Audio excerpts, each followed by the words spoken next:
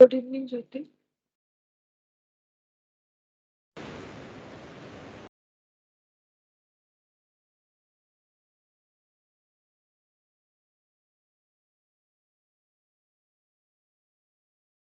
अच्छा देखो, रिकॉर्डिंग का मैसेज क्या और स्क्रीन शेयर है।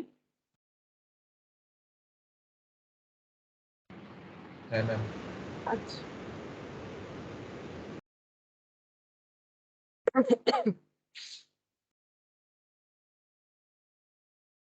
देखो, हम लोग कंपनी अकाउंट्स में ये इश्यू ऑफ शेयर्स पढ़ रहे थे, जहां पर हम लोगों ने सारा क्वेश्चंस कंप्लीट कर लिया था। एक क्वेश्चन बाकी था, क्वेश्चन नंबर 3। ठीक है, ये वाला हम लोग कंप्लीट कर लेते। उसमें एक कैश बुक था, इसीलिए मैंने नहीं करवाया था, टाइम उतना नहीं बचा था। कैश बुक था उस क्वेश्चन में। अच्छा, कहाँ चला गया? निकाल तो रखा था मैंने।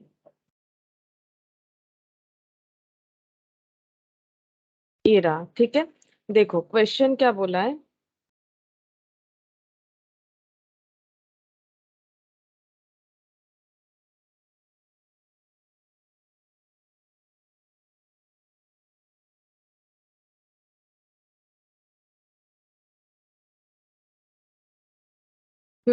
B limited issued 20,000 equity share of 100 each at a premium of 20 per share payable as follows। ठीक है, तो 20,000 शेयर्स इशू किए गए हैं प्रीमियम वाला। ठीक है, 120 पे।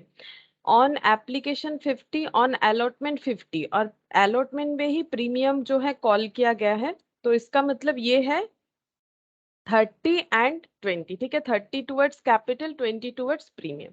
On final call 20, final call का 20 टोटल करके देख लो होता है कि नहीं 120। तो ये रहा 50 ऑन एप्लीकेशन, 50 ऑन अलॉटमेंट, और 20 हो गया फाइनल कॉल 120। ठीक है, application were receipt for 24,000 shares, तो 20,000 इशू हुआ है, 24,000 रिसिप्ट हुआ है। तो या तो 4,000 रिफंड करना पड़ेगा या प्रोराटा। देखते हैं क्या बोला है। लेटर ऑफ रिग्रेट मतलब ही रिफंड कर देंगे। ठीक है, were issued to applicants for 4,000 shares and shares were allotted to all the other applicants, मतलब जिनका रिफंड हो गया, जिनको अलॉटमेंट मिलेगा उनको अलॉटमेंट दे दिया गया है। Mister A the holder of 150 shares fail to pay the allotment money and call money, the shares were forfeited. और एक शेयर होल्डर है मिस्टर ए, उन्होंने अपना कॉल फेल कर दिया है। ठीक है, अलॉटमेंट एंड कॉल फेल कर दिया है और इनका शेयर उसके बाद फॉरफिट कर लिया गया है। ठीक है, so the entries and cash book. ठीक है, एंट्री और कैश बुक दोनों ही करना है। तो देखो कैसे होगा। क्वेश्चन नंबर था 3। ठीक है, क्वेश्चन नंबर था 3। तो एंट्रीज एंड कैश बुक जब कंबाइनली होता है, इसका मतलब है कैश बुक में हमें cash related, bank related entry करना पड़ेगा। तो नॉर्मली कंपनी का है तो बैंक कॉलम इज एनफ, तो हम लोग बैंक कॉलम करके ही करेंगे, मतलब एक ही लेजर, मतलब लेजर का एक ही कॉलम करेंगे। ठीक है, in the books of B limited. वैसे कैश बुक बहुत सारे कॉलम का होता है ना, डबल कॉलम। ठीक है, फिर 3 कॉलम का भी होता है, 3 कॉलम कैश बुक भी होता है जहाँ पर डिस्काउंट वगैरह होता है। ठीक है, यहाँ पर वैसे हमें नहीं चाहिए, हम लोग सिर्फ बैंक कॉलम से ही काम, मतलब सिंगल कॉलम कैश बुक बना लेंगे। यहाँ पर लिखते हैं कैश बुक, ब्रैकेट में लिख सकते हैं बैंक कॉलम ओनली।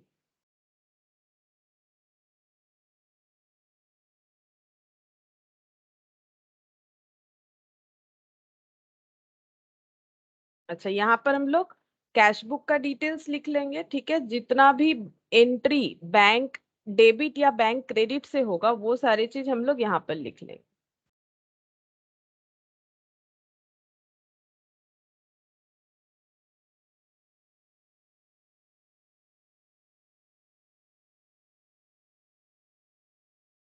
और जो बैंक कैश रिलेटेड एंट्री नहीं होगा वो हम लोग जर्नल एंट्री यहाँ पर लिखेंगे। ठीक है, जर्नल एंट्री।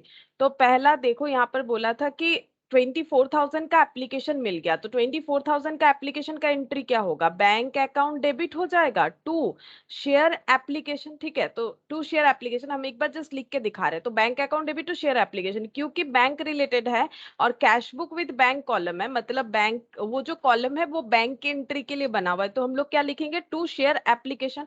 इसका मतलब ये वाला एंट्री जो है जर्नल में नहीं आएगा। ठीक है, इसे जर्नल या जर्नल प्रॉपर बोल सकते हैं ना, जर्नल में नहीं आएगा क्योंकि बैंक रिलेटेड एंट्रीज हमें कैश बुक में करना है। तो यहाँ पर लिख देते हैं to equity share application.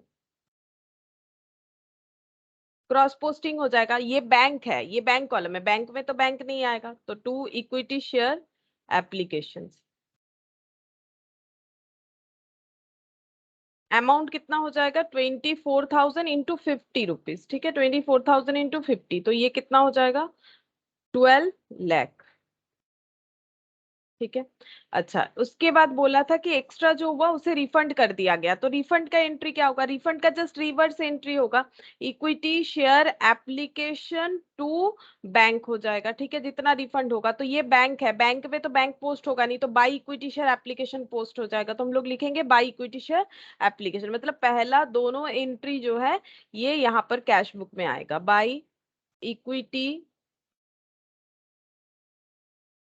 Shares application.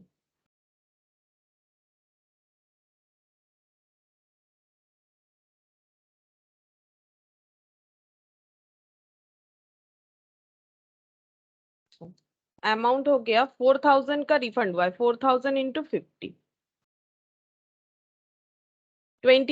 2 lakh ना, 5 इंटू 4 20 हो गया, और 4 जीरोस, ठीक है। अच्छा, ये हो गया by equity share applications. Next क्या करना होता है, ट्रांसफर करेंगे पैसे को कैपिटल में, तो उसका एंट्री क्या होता है, ट्रांसफर करने का एंट्री होता है equity share application account debit to equity share capital, तो ये बैंक रिलेटेड एंट्री नहीं है, तो ये जर्नल में आ जाएगा, equity shares application account debit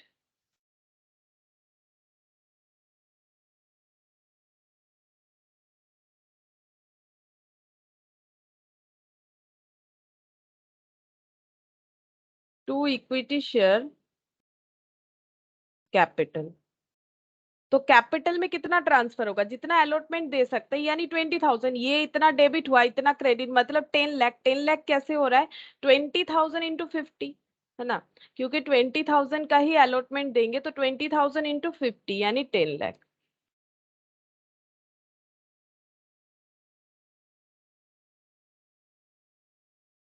narration हो जाएगा बीइंग एप्लीकेशन मनी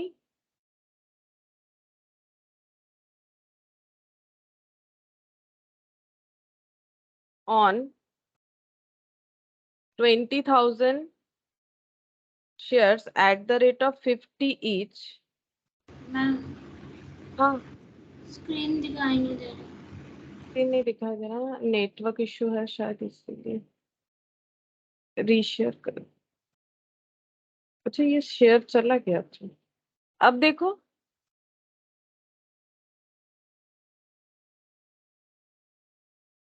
हाँ अभी दिख रहा है। अच्छा, transfer to equity share capital account, ठीक है, ये हो गया। अच्छा, ये हम लोगों ने एप्लीकेशन तक का कर लिया, इसके बाद जो है अलॉटमेंट ड्यू होता है, तो ड्यू में तो कुछ रिसीव नहीं होता है, तो ड्यू का एंट्री यहाँ पर कर लेते हैं, तो एंट्री क्या हो जाएगा, equity share allotment account debit, equity shares allotment account debit to equity share capital, क्योंकि यहाँ पर प्रीमियम था, टू सिक्योरिटीज प्रीमियम। तो ड्यू एंट्री कितने से होगा, जितने लोगों को शेयर अलॉट करने का सोचा है, तो कंपनी इतना ही मान के चलेगी, एजम्पशन यही रहेगा कि सभी से पैसा मिल जाएगा, ये भी 50 है, ठीक है, जिसमें कैपिटल में था 30, क्योंकि प्रीमियम 20 का था, तो ये हो गया 4 लाख, ये हो गया 6 लाख, 10 लाख, ठीक है। ये ड्यू एंट्री हो गया। अब जब रिसीव होगा, इसका नरेशन ऐसे लिख सकते हैं, being allotment money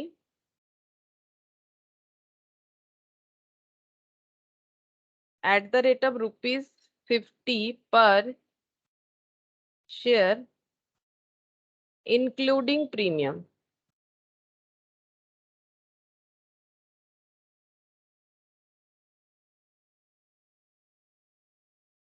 including premium due, ठीक है। अब जब रिसीव होगा, तब पूरा पेमेंट नहीं मिलेगा। क्यों? क्योंकि मिस्टर ए 150 शेयर होल्ड कर रहे हैं, उन्होंने अपना पेमेंट नहीं दिया। तो एक बार हम एंट्री दिखा रहे, जबकि ये रिसिप्ट का एंट्री हमारा कैश बुक में जाएगा, इसलिए हम इस तरह से दिखा रहे। देखो तब एंट्री क्या कर सकते हैं, bank account debit, calls in arrear debit, क्योंकि कुछ पैसा मिलेगा कुछ पैसा नहीं मिलेगा। ठीक है, टू क्या हो जाएगा, टू इक्विटी शेयर अलॉटमेंट। तो अलॉटमेंट जितने से डेबिट हुआ था उतने से ही क्रेडिट हो जाएगा, यानी 10 लाख। ठीक है, यहाँ पर कितना नहीं मिलेगा, ये नहीं मिलेगा हम लोगों को 150 शेयर्स पे नहीं मिलेगा। ठीक है, तो 150 इंटू कितना 50 रुपीज, तो ये हो गया 7500। ठीक है, इतना पेमेंट जो है हम लोगों को नहीं मिलेगा। ठीक है, कॉल्सिन एरियर का, तो बाकी मिल जाएगा। तो बाकी कितना होगा माइनस करके देखना पड़ेगा। तो 10 लाख माइनस 7500 कितना होता है, 10 लाख माइनस 7500 देख लेते हैं। 10 लाख माइनस 7500। ठीक है, तो ये हो गया 9,92,500। इतना पेमेंट रिसीव हो जाएगा, 9,92,500। ठीक है, ये और एक तरीके से भी हम लोग कैलकुलेट कर सकते हैं। 20,000 शेयर्स में से 150 शेयर्स का पैसा अलॉटमेंट का नहीं मिला, तो बाकी कितने शेयर का मिला, इंटू 50 करने से भी सेम आंसर आ जाएगा। ठीक है, तो ये देखो एंट्री कैसे पोस्ट होगा, बैंक, ये एंट्री कैसे हो गया, ये कुछ इस तरह से हो रहा है ना, bank to equity share allotment और calls in arrear to equity share allotment, मतलब ये कंबाइन एंट्री है। तो bank account debit to equity share allotment ये एक एंट्री होता है, और calls in arrear debit to equity share allotment ये एक एंट्री होता है। इसको स्प्लिट करके देख लो, bank to equity share allotment ये हो जाएगा, और उसमें अमाउंट हो जाएगा 9,92,500। और ये वाला अमाउंट हम लोग को कहाँ पोस्ट करना पड़ेगा, बैंक अकाउंट में, मतलब bank column with cash book with bank column. ठीक है, तो टू इक्विटी शेयर अलॉटमेंट लिखेंगे तो ये वाला एंट्री पोस्ट हो जाएगा। टू इक्विटी शेयर अलॉटमेंट बोल के हमें पोस्ट करना पड़ेगा 9,92,500। तो ये लिख देते हैं, टू इक्विटी शेयर्स अलॉटमेंट। तो यहाँ पर हम लोग ये माइनस करने से कितना आ जाएगा, माइनस करने से 19,850 आ जाएगा, इंटू 50 रुपीज चेक करके देख लो, 9,92,500। ठीक है, ऐसे भी हम लोग कर सकते हैं, या फिर जैसे मैंने यहाँ पर माइनस करके दिखाया वैसे भी कर सकते हैं। ये एंट्री तो पोस्ट हो गया। ठीक है, तो बचा क्या, calls in arrear account debit to equity share allotment, वो कितने से बचेगा 7,500, उसका एंट्री पोस्ट कर देंगे। ठीक है, ये जर्नल में आ जाएगा, क्योंकि वो तो कैश और बैंक है नहीं कुछ जो वहां पोस्ट होगा। तो इसका calls in arrear account debit, calls in arrear account debit to equity shares allotment, 150 into 50, 7,500, being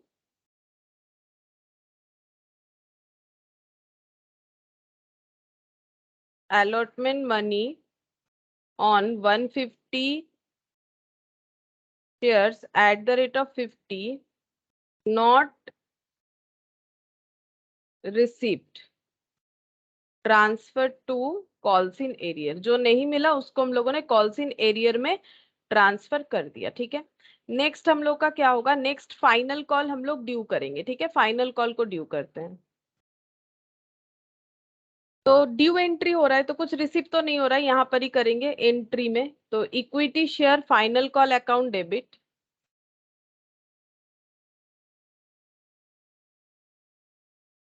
to equity shares capital. अच्छा, फाइनल कॉल में देखो, इन मिस्टर ए का शेयर्स कब जो है फॉरफिट किया गया है, फाइनल कॉल के बाद। ठीक है, क्योंकि उनको कॉल मनी तक मतलब टाइम दिया गया था। ठीक है, अलॉटमेंट नहीं दिया है, उसके बाद कॉल भी ड्यू हो गया, उसके बाद फॉरफिट हुआ। मतलब फाइनल कॉल जब कंपनी ड्यू करेगी तो सभी का करेगी। ठीक है, मतलब ये मान के चलेगी कि हो सकता है मिस्टर ए फाइनल कॉल भी दे दे और उसके साथ अलॉटमेंट, मतलब पहला तो क्लियर करना पड़ेगा, पहला जो मतलब पहला जो इंस्टॉलमेंट होता है, लाइक अलॉटमेंट पूरा करने पे कॉल मनी भी पूरा कर सकते हैं। तो हो सकता है कि कर दे, इस वजह से कंपनी इस तरह से ड्यू करेगी क्योंकि फॉरफिट नहीं हुआ है उनका शेयर, ठीक है। तो ये हो गया 40 लाख, सॉरी 4 लाख हो जाएगा, ठीक है। 4 lakh being final call due.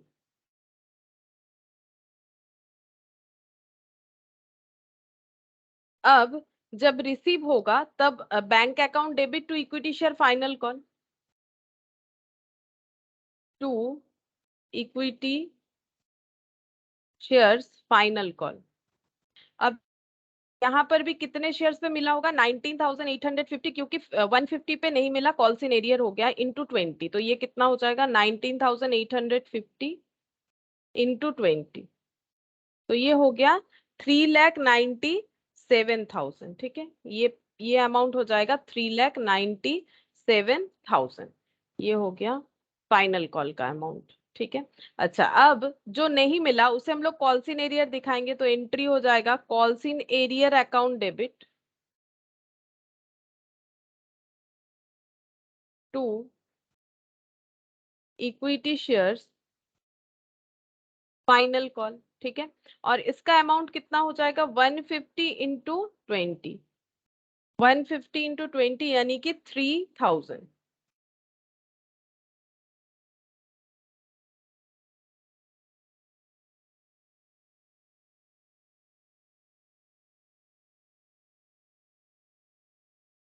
Being final call on 150 shares at the rate of 20, not received transferred to call scenario, not received transferred to call scenario,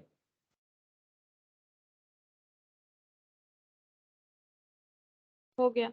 अच्छा, अब हम लोग नेक्स्ट क्या करेंगे, कॉल सिनेरियर ये हो गया। अब इनका शेयर फॉरफिट हो जाएगा मिस्टर ए का। तो फॉर फीचर का एंट्री क्या होता है, फॉर फीचर में हम लोग देखेंगे कि कितना कैपिटल डेबिट करना है, तो लिखेंगे equity share capital account debit. Mister A का कैपिटल अकाउंट हम लोग कैंसिल कर रहे हैं, तो इनका कितना शेयर था 150, इनटू क्या होता है called up value, called up तो पूरा था, ठीक है। 120 का 120 ही कॉल्ड अप था, लेकिन 20 प्रीमियम होता है उसका अलग ट्रीटमेंट होता है, यहाँ पर सिर्फ नॉमिनल वैल्यू आता है, तो इंटू 100 हो जाएगा 15,000, ठीक है। ये हमें मिलना चाहिए था। अच्छा, लेकिन हमें कितना मिला और कितना नहीं मिला, तो जो मिला उसे हम लोग लिखते हैं टू शेयर फॉर फीचर, जो हम लोग कभी रिटर्न नहीं करेंगे, ठीक है। मतलब कंपनी रिटर्न नहीं करेगी। और जो नहीं मिला उसको कंपनी लिखेगी टू कॉल्स इन एरियर, ठीक है। कॉल्स इन एरियर, क्योंकि मैंने कॉल्स इन एरियर लिख रखा है तो मैंने कॉल्स इन एरियर ही दिखा दिया। तो कॉल्स इन एरियर दो जगह पे नहीं होगा, 150 करके अलॉटमेंट का और 150 करके फाइनल कॉल का। तो यहाँ पर देखो कितना हो जाएगा। और अच्छा हाँ, सबसे पहले हमें ये भी देखना है कि सिक्योरिटीज प्रीमियम रिसीव हुआ था कि नहीं। तो अलॉटमेंट से फेलियर है, तो सिक्योरिटीज प्रीमियम ड्यू तो हुआ बट रिसीव नहीं हुआ। रूल्स क्या था, अगर सिक्योरिटीज प्रीमियम रिसीव नहीं हुआ है और क्योंकि वो पहले क्रेडिट हुआ है, कैसे देखो क्रेडिट हुआ है पता चलता है, जब हम लोग अलॉटमेंट ड्यू कर रहे हैं तो सिक्योरिटीज प्रीमियम तो 20,000 शेयर से ड्यू कर रहे हैं, मतलब यहाँ पर मिस्टर ए का 150 भी इंक्लूडेड है, तो ड्यू हो गया था लेकिन वो नहीं मिला। तो जो गेन बोल के हम लोगों ने रिकॉर्ड किया था उसे अभी हम लोग क्या करेंगे, कैंसिल कर देंगे। तो कैंसिल करने के लिए डेबिट एंट्री करना पड़ेगा क्योंकि वो क्रेडिट हो रखा था, तो ऐसे लिखेंगे securities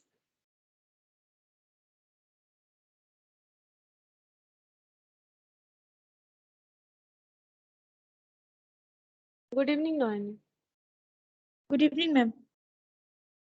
securities premium account debit, ठीक है। कितना हो जाएगा देखो 150 शेयर्स और प्रीमियम कितना था सिक्योरिटीज का 20, ठीक है। तो ये हो गया 3,000। कॉल्सिन एरियर कितना हो जाएगा, कॉल्सिन एरियर यहाँ पर टोटल करो पता चल जाएगा, या फिर अलग से भी मतलब कैलकुलेट करके भी लिख सकते हैं। 7,500 प्लस 3,000 मतलब 10,500 है ना। 7,500 प्लस 3,000, ये क्योंकि सिर्फ मिस्टर ए का ही था तो हम लोग देख के वहां टोटल करते हैं। अगर अलग अलग पर्सन का होता है तो फिर हमें उस तरह से करना पड़ेगा। तो ये हो गया 10,500, मतलब अलग अलग पर्सन का होगा तो भी हम लोग कॉल सिनेरियर को ऐड करके लिख सकते हैं, उसमें कोई प्रॉब्लम नहीं। और शेयर फॉर फीचर मतलब जितना इनसे मिला, इनसे तो सिर्फ एप्लीकेशन ही मिला, ठीक है। तो 150 इंटू 50 तो 7,500, ठीक है। तो ये हो गया बीइंग फॉर फीचर।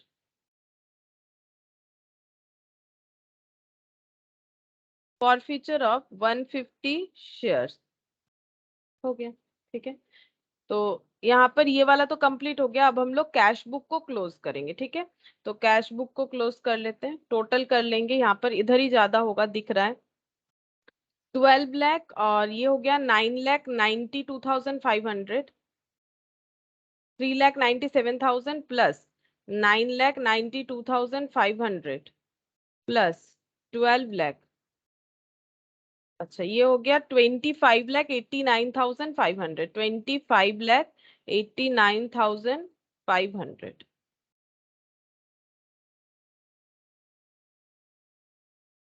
-2 लाख, मतलब 23,89,500। तो ये क्या हो गया, ये बैलेंस देखो। ये बैलेंस क्यों, मतलब ये कैश बैलेंस आया कंपनी का। कंपनी को एप्लीकेशन का इतना मिला, अलॉटमेंट से इतना मिला, फाइनल कॉल से, तो कंपनी के पास टोटल बैंक बैलेंस इतना हो गया। लेकिन 2 लाख रिफंड भी हुआ था इसमें से, तो 2 लाख माइनस कर देंगे, बाकी जो बैलेंस बच गया ये कंपनी का कैश एट बैंक शो होगा। कैश एंड कैश इक्विवेलेंट में बैलेंस शीट अगर दिखाने बोलेगा तो हम लोग उस तरह से दिखा सकते हैं।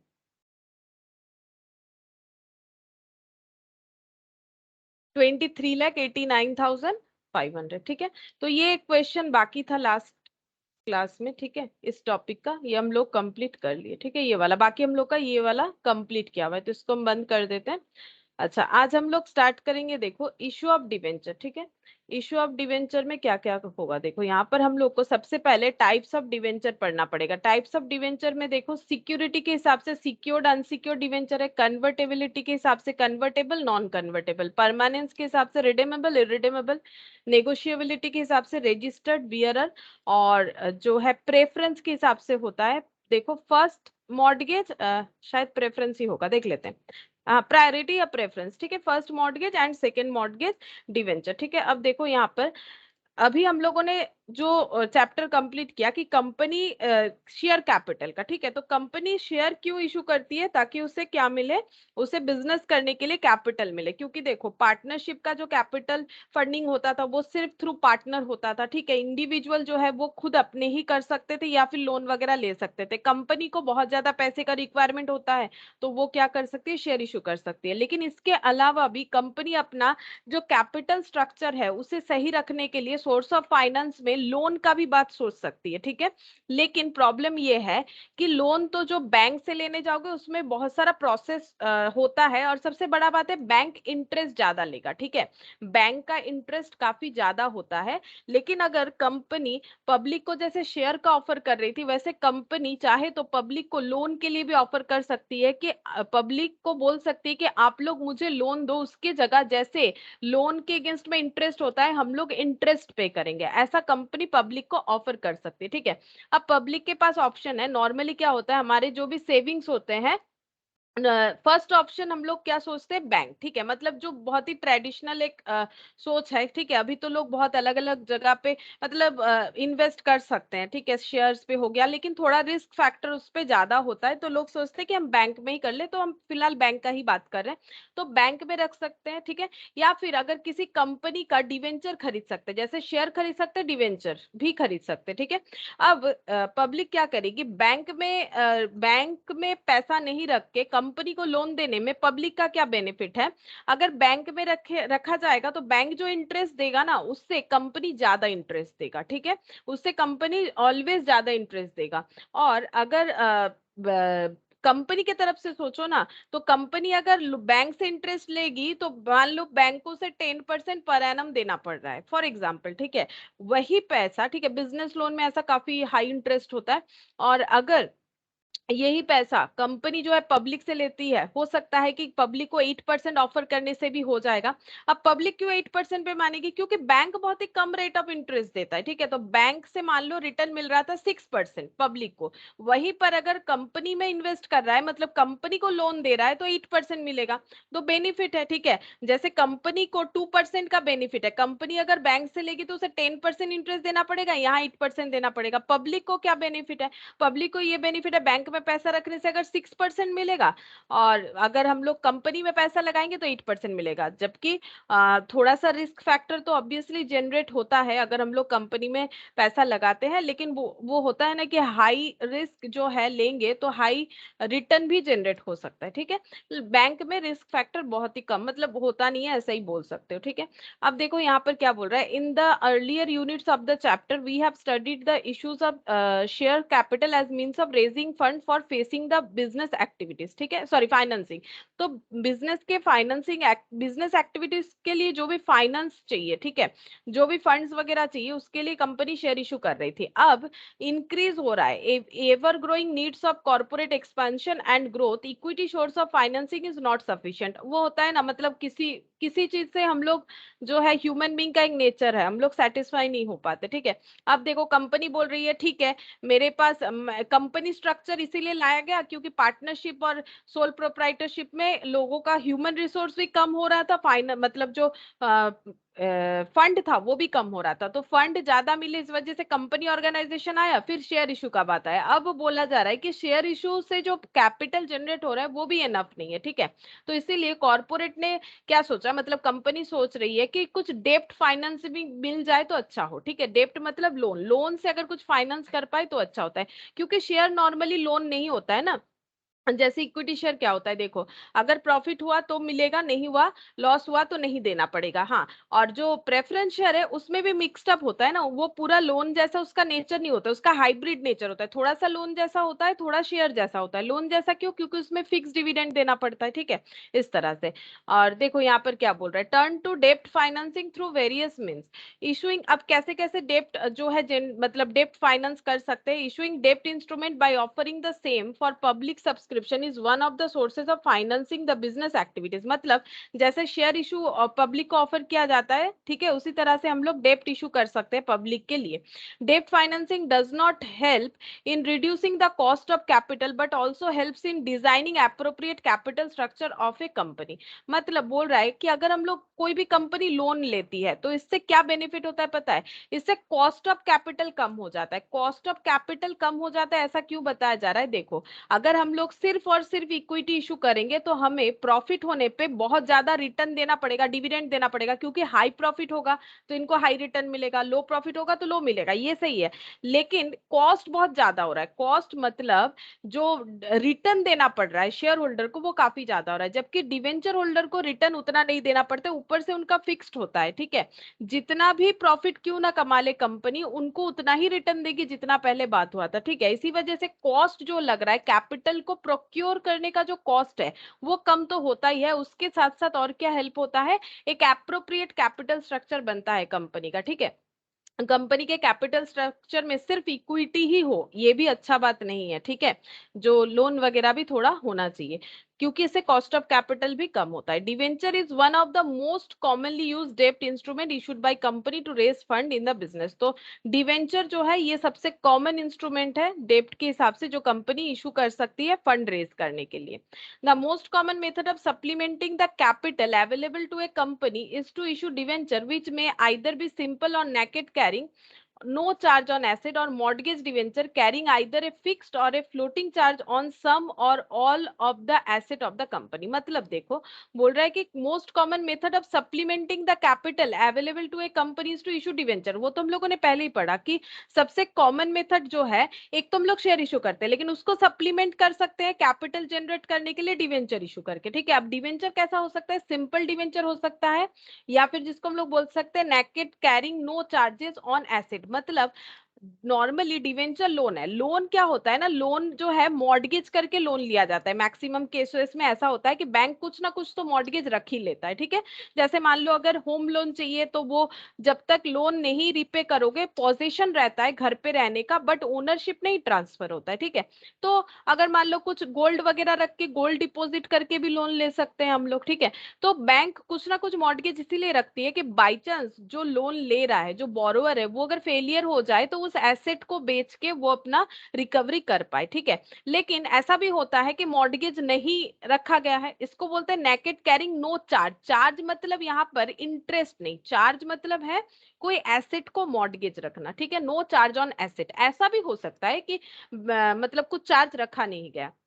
और मॉर्गेज डिवेंचर, या फिर हो सकता है चार्ज रखा गया, मॉर्गेज मतलब क्या, वही गिरवी रखना, ठीक है। Mortgage debenture carrying either a fixed और ए फ्लोटिंग चार्जेस। अब ये जो है, ये चार्ज कैसा हो सकता है, फिक्स्ड हो सकता है या फिर फ्लोटिंग हो सकता है on some or all of the asset of the company. तो पहले पॉइंट में बोला कि चार्ज हो भी सकता है, नहीं भी हो सकता है, ठीक है। मॉर्गेज डिवेंचर भी हो सकता है, और मॉर्गेज डिवेंचर जो होगा मतलब ये क्या हो सकता है, फिक्स्ड चार्ज भी हो सकता है, फ्लोटिंग। फिक्स्ड और फ्लोटिंग का मतलब, मान लो कंपनी का एसेट में है लैंड, ठीक है। कंपनी का क्या क्या एसेट है, देखो कंपनी का लैंड है, बिल्डिंग है, मशीन है, ठीक है, और कुछ फर्नीचर फिक्सचर है, ठीक है। तो कंपनी ने सोच लिया है कि हम ये दो चीज मॉर्गेज रखेंगे, ठीक है, और डिवेंचर इशू करेंगे, तो इसको हम लोग बोलते हैं फिक्स्ड चार्ज, ठीक है। फिक्स चार्ज, फिक्स चार्ज का मतलब हो गया सिर्फ ये दोनों ही मॉर्गेज है against the issue of debenture, बाकी ये दोनों फ्री है, ठीक है।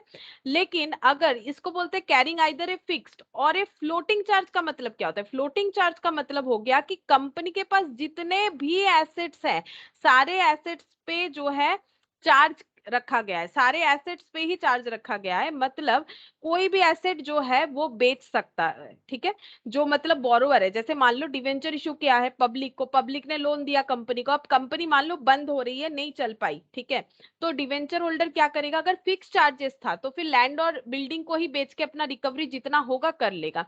लेकिन अगर फ्लोटिंग चार्जेस था तो ये सब में से कोई भी एसेट वो बेच सकता है, ठीक है, कोई भी एसेट वो बेच सकता है। लेकिन मैटर ऐसा नहीं है कि मॉर्गेज रखने से ये जो मॉर्गेज रख रहे हैं उनके पास ये सारा एसेट चला जाता है, नहीं, कभी नहीं, ठीक है। ये कंपनी अपने जैसे यूज कर रही है वैसे ही यूज करेगी, ठीक है। पोजीशन पूरा का पूरा कंपनी के पास है, लेकिन कंपनी अपने मन से कभी भी ये सारे एसेट को सेल नहीं कर सकती है, ठीक है, क्योंकि वो मॉर्गेज एसेट है। मॉर्गेज का मतलब होता है ओनरशिप जो है वो हमारा और नहीं रहता है, ठीक है। अगर मॉर्गेज रख दिए तो ओनरशिप नहीं रहेगा, लेकिन इसका मतलब ये नहीं है कि कंपनी अपना मशीन उठा के डिवेंचर होल्डर को दे दी, नहीं, मशीन में काम कर रही है।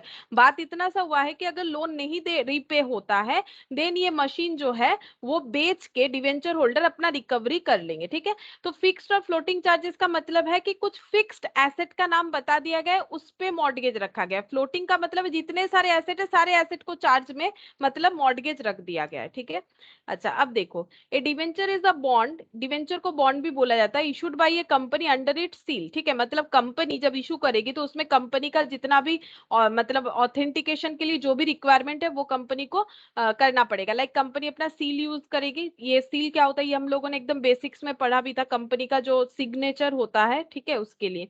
एक्नॉलेजिंग ए डेब्ट and containing provision as regards repayment of the principal and interest. तो जब कंपनी डिवेंचर इशू करेगी वहीं पर कंपनी को सारे प्रोविजंस जो है डिस्क्लोज करने पड़ेंगे कि कैसे रीपे होगा इस लोन का, और repayment of the principal and interest. जैसे मान लो अगर आज किसी ने बैंक से 24 लाख का लोन लिया है, तो क्या 24 लाख ही रिटर्न करेगा, नहीं, ऑब्वियसली नहीं, 24 लाख रिटर्न नहीं करेगा, उससे ज्यादा करेगा। अब ये रिटर्न कैसे किया जाता है, ऐसा तो नहीं होता है मान लो ये 24 लाख का 20 ईयर्स के लिए लिया गया है, ठीक है, तो क्या 24 लाख का 20 ईयर्स के बाद एक साथ पूरा पेमेंट करेगा, नहीं, वो ईएमआई में काउंट हो जाता है। मान लो 24 लाख का लोन का जो ईएमआई है वो है 20,000 करके, ठीक, ठीक है।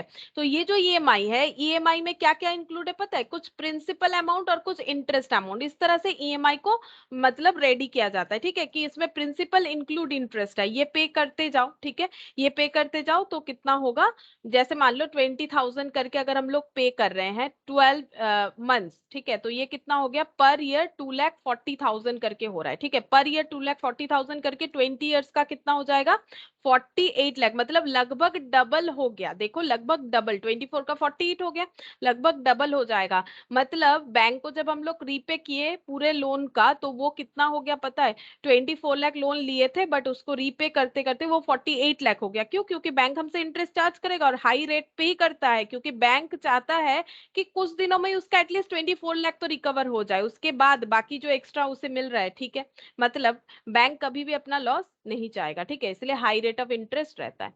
हर एक चीज पे नहीं रहता है, होम लोन वगैरह में थोड़ा कम रहता है, जो बिजनेस लोन होता है उसमें ज्यादा होता है।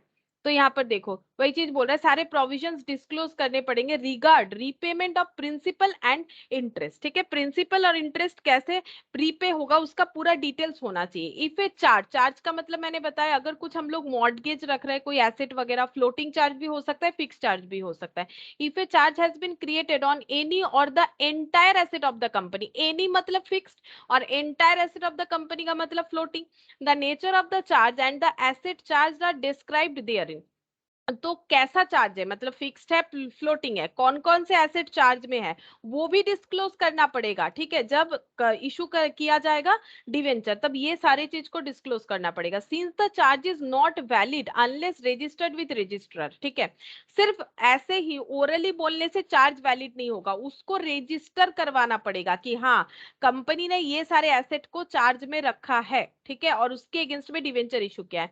And the certificate registering the charge is printed on the bond. ठीक है, तो पहले जो भी एसेट को चार्ज में रखा गया, चाहे वो फिक्स नेचर का हो चाहे वो फ्लोटिंग नेचर का हो, वो रजिस्टर करवाना पड़ेगा विथ रजिस्ट्रार। ठीक है, और वहां पर जो सर्टिफिकेट मिलेगा उसको बॉन्ड में प्रिंट करवाना पड़ेगा।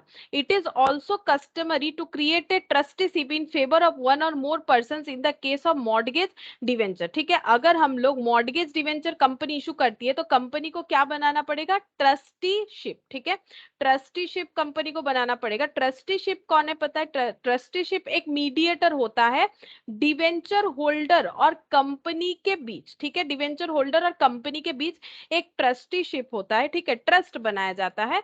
इनका काम होता है डिवेंचर होल्डर का किसी भी तरह से लॉस ना हो, कोई भी तरह का इनके साथ जो है गलत नहीं हो, इसका ध्यान रखना। ठीक है, मतलब ऐसा ना करे कंपनी की जो एसेट चार्ज में था कंपनी ने वो एसेट बेच दिया, नहीं, ट्रस्टी को नहीं पूछ के कंपनी कुछ भी नहीं कर सकती है। ठीक है, तो इसीलिए ट्रस्टी बनाया जाता है। It is also customary to create a trusteeship in favour of one or more person in case of mortgage debenture. ठीक है, तो कभी भी मॉर्गेज एसेट तो नॉर्मली बेच सकती है नहीं। ठीक है, फिर भी अगर कुछ भी डिस्कशन हो डिवेंचर जिसपे डिवेंचर इफेक्ट होंगे, डिवेंचर होल्डर इफेक्ट होंगे, तो ट्रस्टीशिप में जो भी मेंबर्स है उनसे पूछ के ही कंपनी को करना पड़ेगा।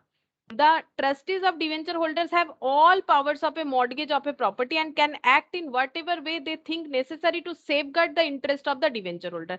ये हमेशा सोचेंगे कि डिवेंचर होल्डर का जो मतलब इंटरेस्ट है वो हमेशा सेफ रहे। ठीक है, डिवेंचर होल्डर को किसी तरह से हार्म ना हो, ये ध्यान रखना ट्रस्टीशिप का काम है, मतलब ट्रस्टी में जो भी है उनका काम रहेगा। ठीक है, section 2 subsection 30 of the companies act 2013 define debenture as debenture. ठीक है, डिवेंचर को, डिवेंचर जो बोला गया है कंपनीज एक्ट सेक्शन 2 सबसेक्शन 30 में, वहां पर डिवेंचर का मतलब क्या होता है, डिवेंचर स्टॉक होता है, बॉन्ड्स होता है और any other instrument of a company evidencing a डेप्ट whether constituting a charge on the asset of the company or not। मतलब डिवेंचर में क्या इंक्लूड होता है, debenture stock, debenture stock like मतलब शेयर जैसा होता है।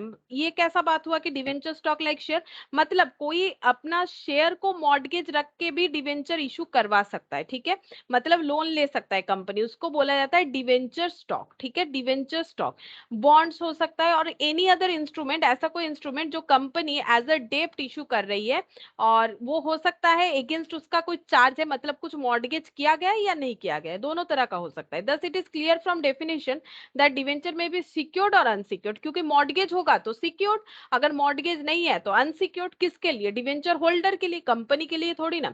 अगर कंपनी मॉर्गेज रख के डिवेंचर इशू कर रही है तो डिवेंचर होल्डर, अगर कंपनी डिसोल्यूशन में जाएगी तो वो मॉर्गेज एसेट को बेच सकती है, बेच के अपना रिकवरी कर सकती है। No company shall issue any debenture carrying any voting rights. Obvious सा बात है कि वोटिंग राइट्स क्यों दिया जाएगा, क्योंकि ये लोग थोड़ी ना सुख दुख के साथी है। ठीक है, वो तो इक्विटी को मिलता है, क्योंकि इक्विटी जो है वो जस्ट लाइक फैमिली मेंबर होगा ना, कि उनका मतलब वो हैप्पीनेस में भी है कंपनी का। ठीक है, और अगर कंपनी का कुछ प्रॉब्लम हुआ तो उसमें भी है, तो वोटिंग राइट्स इनको कभी नहीं मिलता है। ठीक है, क्योंकि इनको काम क्या है, इनको अपना इंटरेस्ट से काम है कि जो भी इंटरेस्ट मुझे रेट बताया गया वो मुझे मिलना चाहिए और जितने दिन बाद रीपे होगा हो जाना चाहिए, मुझे कोई वोटिंग राइट से मतलब भी नहीं है। ठीक है, डिवेंचर होल्डर का वोटिंग राइट से कोई मतलब नहीं होता है। Features of a debenture, debenture का फीचर्स देखो, it is a document which evidence a loan made to a company. ये क्या है, ये एक लोन डॉक्यूमेंट है बेसिकली। ठीक है, कंपनी इशू करती है, मतलब पब्लिक को ऑफर करती है लोन देने के लिए, that is called debenture. It is a fixed interest bearing security where interest falls due on specific date. अब देखो, फिक्स्ड इंटरेस्ट बियरिंग का मतलब हो गया, जब भी हम लोग कोई लोन लेने जाते हैं ना, ये तो कंपनी इशू करे तो कंपनी को भी बोलना पड़ेगा इंटरेस्ट। जब भी कोई लोन लेने जाओगे तो पहले ये पता करना पड़ेगा ना इंटरेस्ट कैसा है, 6% पर एनम है, 8% पर एनम है, क्या है। तो फिक्स्ड होता है, ये चेंज नहीं होता है, ठीक है, ये चेंज नहीं होता है। तो फिक्स्ड इंटरेस्ट कितना है वो बताना पड़ेगा, और इंटरेस्ट जो है वो कौन से डेट पे ड्यू होगा, ठीक है, कौन से डेट पे देना पड़ेगा वो भी डिस्क्लोज करना पड़ेगा। Interest is payable at a pre determined fixed rate regardless the level of profit. अब देखो, जो फिक्स्ड रेट हो गया डिसाइड वो हो गया, उसी पे इंटरेस्ट देते जाना है। मतलब डिवेंचर होल्डर ये नहीं बोल सकता है कि कंपनी तो बहुत प्रॉफिट कमा रही है, हमें तो सिर्फ 6% ही दिए जा रही है, हमें ज्यादा देना पड़ेगा, ये बोलने का हक इनका नहीं है, ठीक है। तो प्रॉफिट लेवल कम हो या ज्यादा, ये लोग प्री डिटरमाइंड रेट पे ही इनको इंटरेस्ट जो है लेते जाना पड़ेगा। The original sum is repaid at a specified future date or it is converted into share or other debenture. बोल रहा है कि जो ओरिजिनल सम है वो रीपे किया जाएगा at a specified future date or it is converted into share or other debenture. तो एक्चुअली डिवेंचर में क्या होता है ना, उसमें ईएमआई कंसेप्ट नहीं होता है। जैसे बैंक में लोन लोगे होम लोन तो वो ईएमआई कंसेप्ट होता है, वहां पर प्रिंसिपल और इंटरेस्ट को कंबाइन करके लिया जाता है। लेकिन कंपनी डिवेंचर जब इशू करती है तो वो ईयरली, सिर्फ ईयरली हो सकता है, क्वार्टरली हो सकता है, सेमी एनुअली हो सकता है, मंथली हो सकता है, वो इंटरेस्ट देती है, ठीक है। और जितने दिन का लोन लिया गया था, मान लो 5 इयर्स का लोन लिया गया था, तो आफ्टर 5 इयर्स जो है ओरिजिनल अमाउंट को पे कर देती है, ठीक है। मान लो कंपनी ने 5 लाख का टोटल डिवेंचर इशू किया, तो 5 इयर्स बाद वो 5 लाख रिटर्न कर सकती है। In the meantime debenture holder को क्या मिला, इंटरेस्ट मिला, ठीक है। The original sum is repaid at a specified future date, लेकिन वो डिक्लेयर करना पड़ेगा, ठीक है, कि कितने दिन बाद, 5 इयर्स बाद कौन से डेट में देंगे वो बताना पड़ेगा। या फिर अगर कुछ कन्वर्टेबल डिवेंचर है, मतलब ऐसा बोला गया था कि डिवेंचर को पेमेंट नहीं करेंगे, 5 इयर्स बाद उनको इक्विटी शेयर होल्डर बना देंगे, तो अगर ऐसा कुछ था, it is converted into shares or other debenture. It may or may not create a charge on the asset of a company as security. मतलब हो सकता है कि मॉर्गेज डिवेंचर है, हो सकता है कि बिना मॉर्गेज वाला डिवेंचर है, हर एक लोन का मॉर्गेज हो ऐसा जरूरी नहीं। It can generally be bought or sold through the stock exchange at a price above or below its face value, ठीक है। ये हम लोग क्या कर सकते हैं, कैसे डिवेंचर ले सकते हैं, bot or sold through the stock exchange at a price above or below its face value, ठीक है। तो स्टॉक एक्सचेंज के थ्रू से हम लोग डिवेंचर परचेज या सेल कर सकते हैं। चार्ज का मतलब मैंने बता दिया, यहाँ पर वही चीज को बता रखा है। अब देखो डिवेंचर और शेयर्स में डिफरेंस क्या है। सबसे पहला बात है, डिवेंचर होल्डर जो है वो कंपनी के क्रेडिटर की तरह काम करते हैं। क्रेडिटर मतलब कौन, क्रेडिटर मतलब ऑब्लिगेशंस होता है जिनको हमें फ्यूचर में कुछ रीपे करना होता है, पे करना होता है, उसे हम लोग क्रेडिटर बोलते हैं। तो डिवेंचर होल्डर भी तो वैसे ही फ्यूचर में हमें उनको रीपे करना होता है, तो डिवेंचर होल्डर क्रेडिटर होता है। बट शेयर होल्डर ओनर्स होता है कंपनी का। लेकिन ये कौन सा शेयर होल्डर, इक्विटी, ठीक है। ये किसका बात हो रहा है बोला तो नहीं है, बट इक्विटी, ये नेचर बता रहा है एक्चुअली शेयर का नेचर क्या होता है, ठीक है। तो पहले इक्विटी का ही कंसेप्ट आया हुआ था, इसीलिए शेयर लिख दिया। बेसिकली ये इक्विटी का ही बात हो रहा है, क्योंकि प्रेफरेंस तो ओनर होते नहीं है। Debenture holder have no voting rights and consequently do not pose any threat to the existing control of the company, ठीक है। मतलब ये कंपनी को ना तो कभी कंट्रोल कर सकते, ना तो इनका कोई वोटिंग राइट्स है। देखो कंट्रोल वही कर सकेगा ना जिसके पास वोटिंग राइट्स है, शेयर होल्डर्स के पास वोटिंग राइट्स होता है, और ये कंट्रोल कर सकते कंपनी के टोटल अफेयर्स को। Debenture interest is paid at a pre determined fixed rate. Debenture का इंटरेस्ट जो है प्री डिटरमाइंड, इशू के टाइम पे ही बताना पड़ेगा कितना रेट ऑफ इंटरेस्ट दिया जाएगा, उसी पे मिलता जाएगा। It is payable whether there is any profit or not. अब यहाँ पर क्या है देखो, इसमें प्रॉफिट हो या लॉस हो कंपनी का, इनको इंटरेस्ट चाहिए ही चाहिए। तो फिर अगर ऐसा कोई पर्सन है, मतलब ऐसा नेचर है किसी चीज का कि प्रॉफिट हो लॉस हो कुछ कंसीडर करने वाले हैं नहीं, तो इनको वोटिंग राइट्स क्यों दिया जाए, नहीं दिया जाएगा, इनको कोई कंट्रोल नहीं दिया जाएगा, ठीक है। इसीलिए ये क्या है, ऑब्लिगेशन है, क्रेडिटर है ना। तो यहाँ पर बोल रहा है कि प्रॉफिट हो या लॉस हो, इनको इनका इंटरेस्ट देना पड़ेगा। Debenture rank ahead of all types of shares for payment of interest due on them. बोल रहा है डिवेंचर का जो रैंक होता है वो सारे शेयर से आगे होता है। मतलब अगर रीपे करना है, रीपे बोल रहे सॉरी, सबसे पहले अगर हमें इंटरेस्ट देना है, जैसे शेयर होल्डर को डिविडेंड मिलता है, डिवेंचर होल्डर को इंटरेस्ट मिलता है, तो कंपनी का जो भी अर्निंग है उसे हम लोग बोलते हैं ईबीआईटी। ईबीआईटी का मतलब होता है earning before interest and tax. फिर यहाँ से दिया जाता है सबसे पहले इंटरेस्ट, मतलब लोन वगैरह का इंटरेस्ट, ठीक है। अब वो डिवेंचर इशू करके हुआ हो या बैंक लोन हो, जो भी हो, यहाँ पर हम लोग डिवेंचर का बात करें तो आता है ईबीटी, ठीक है।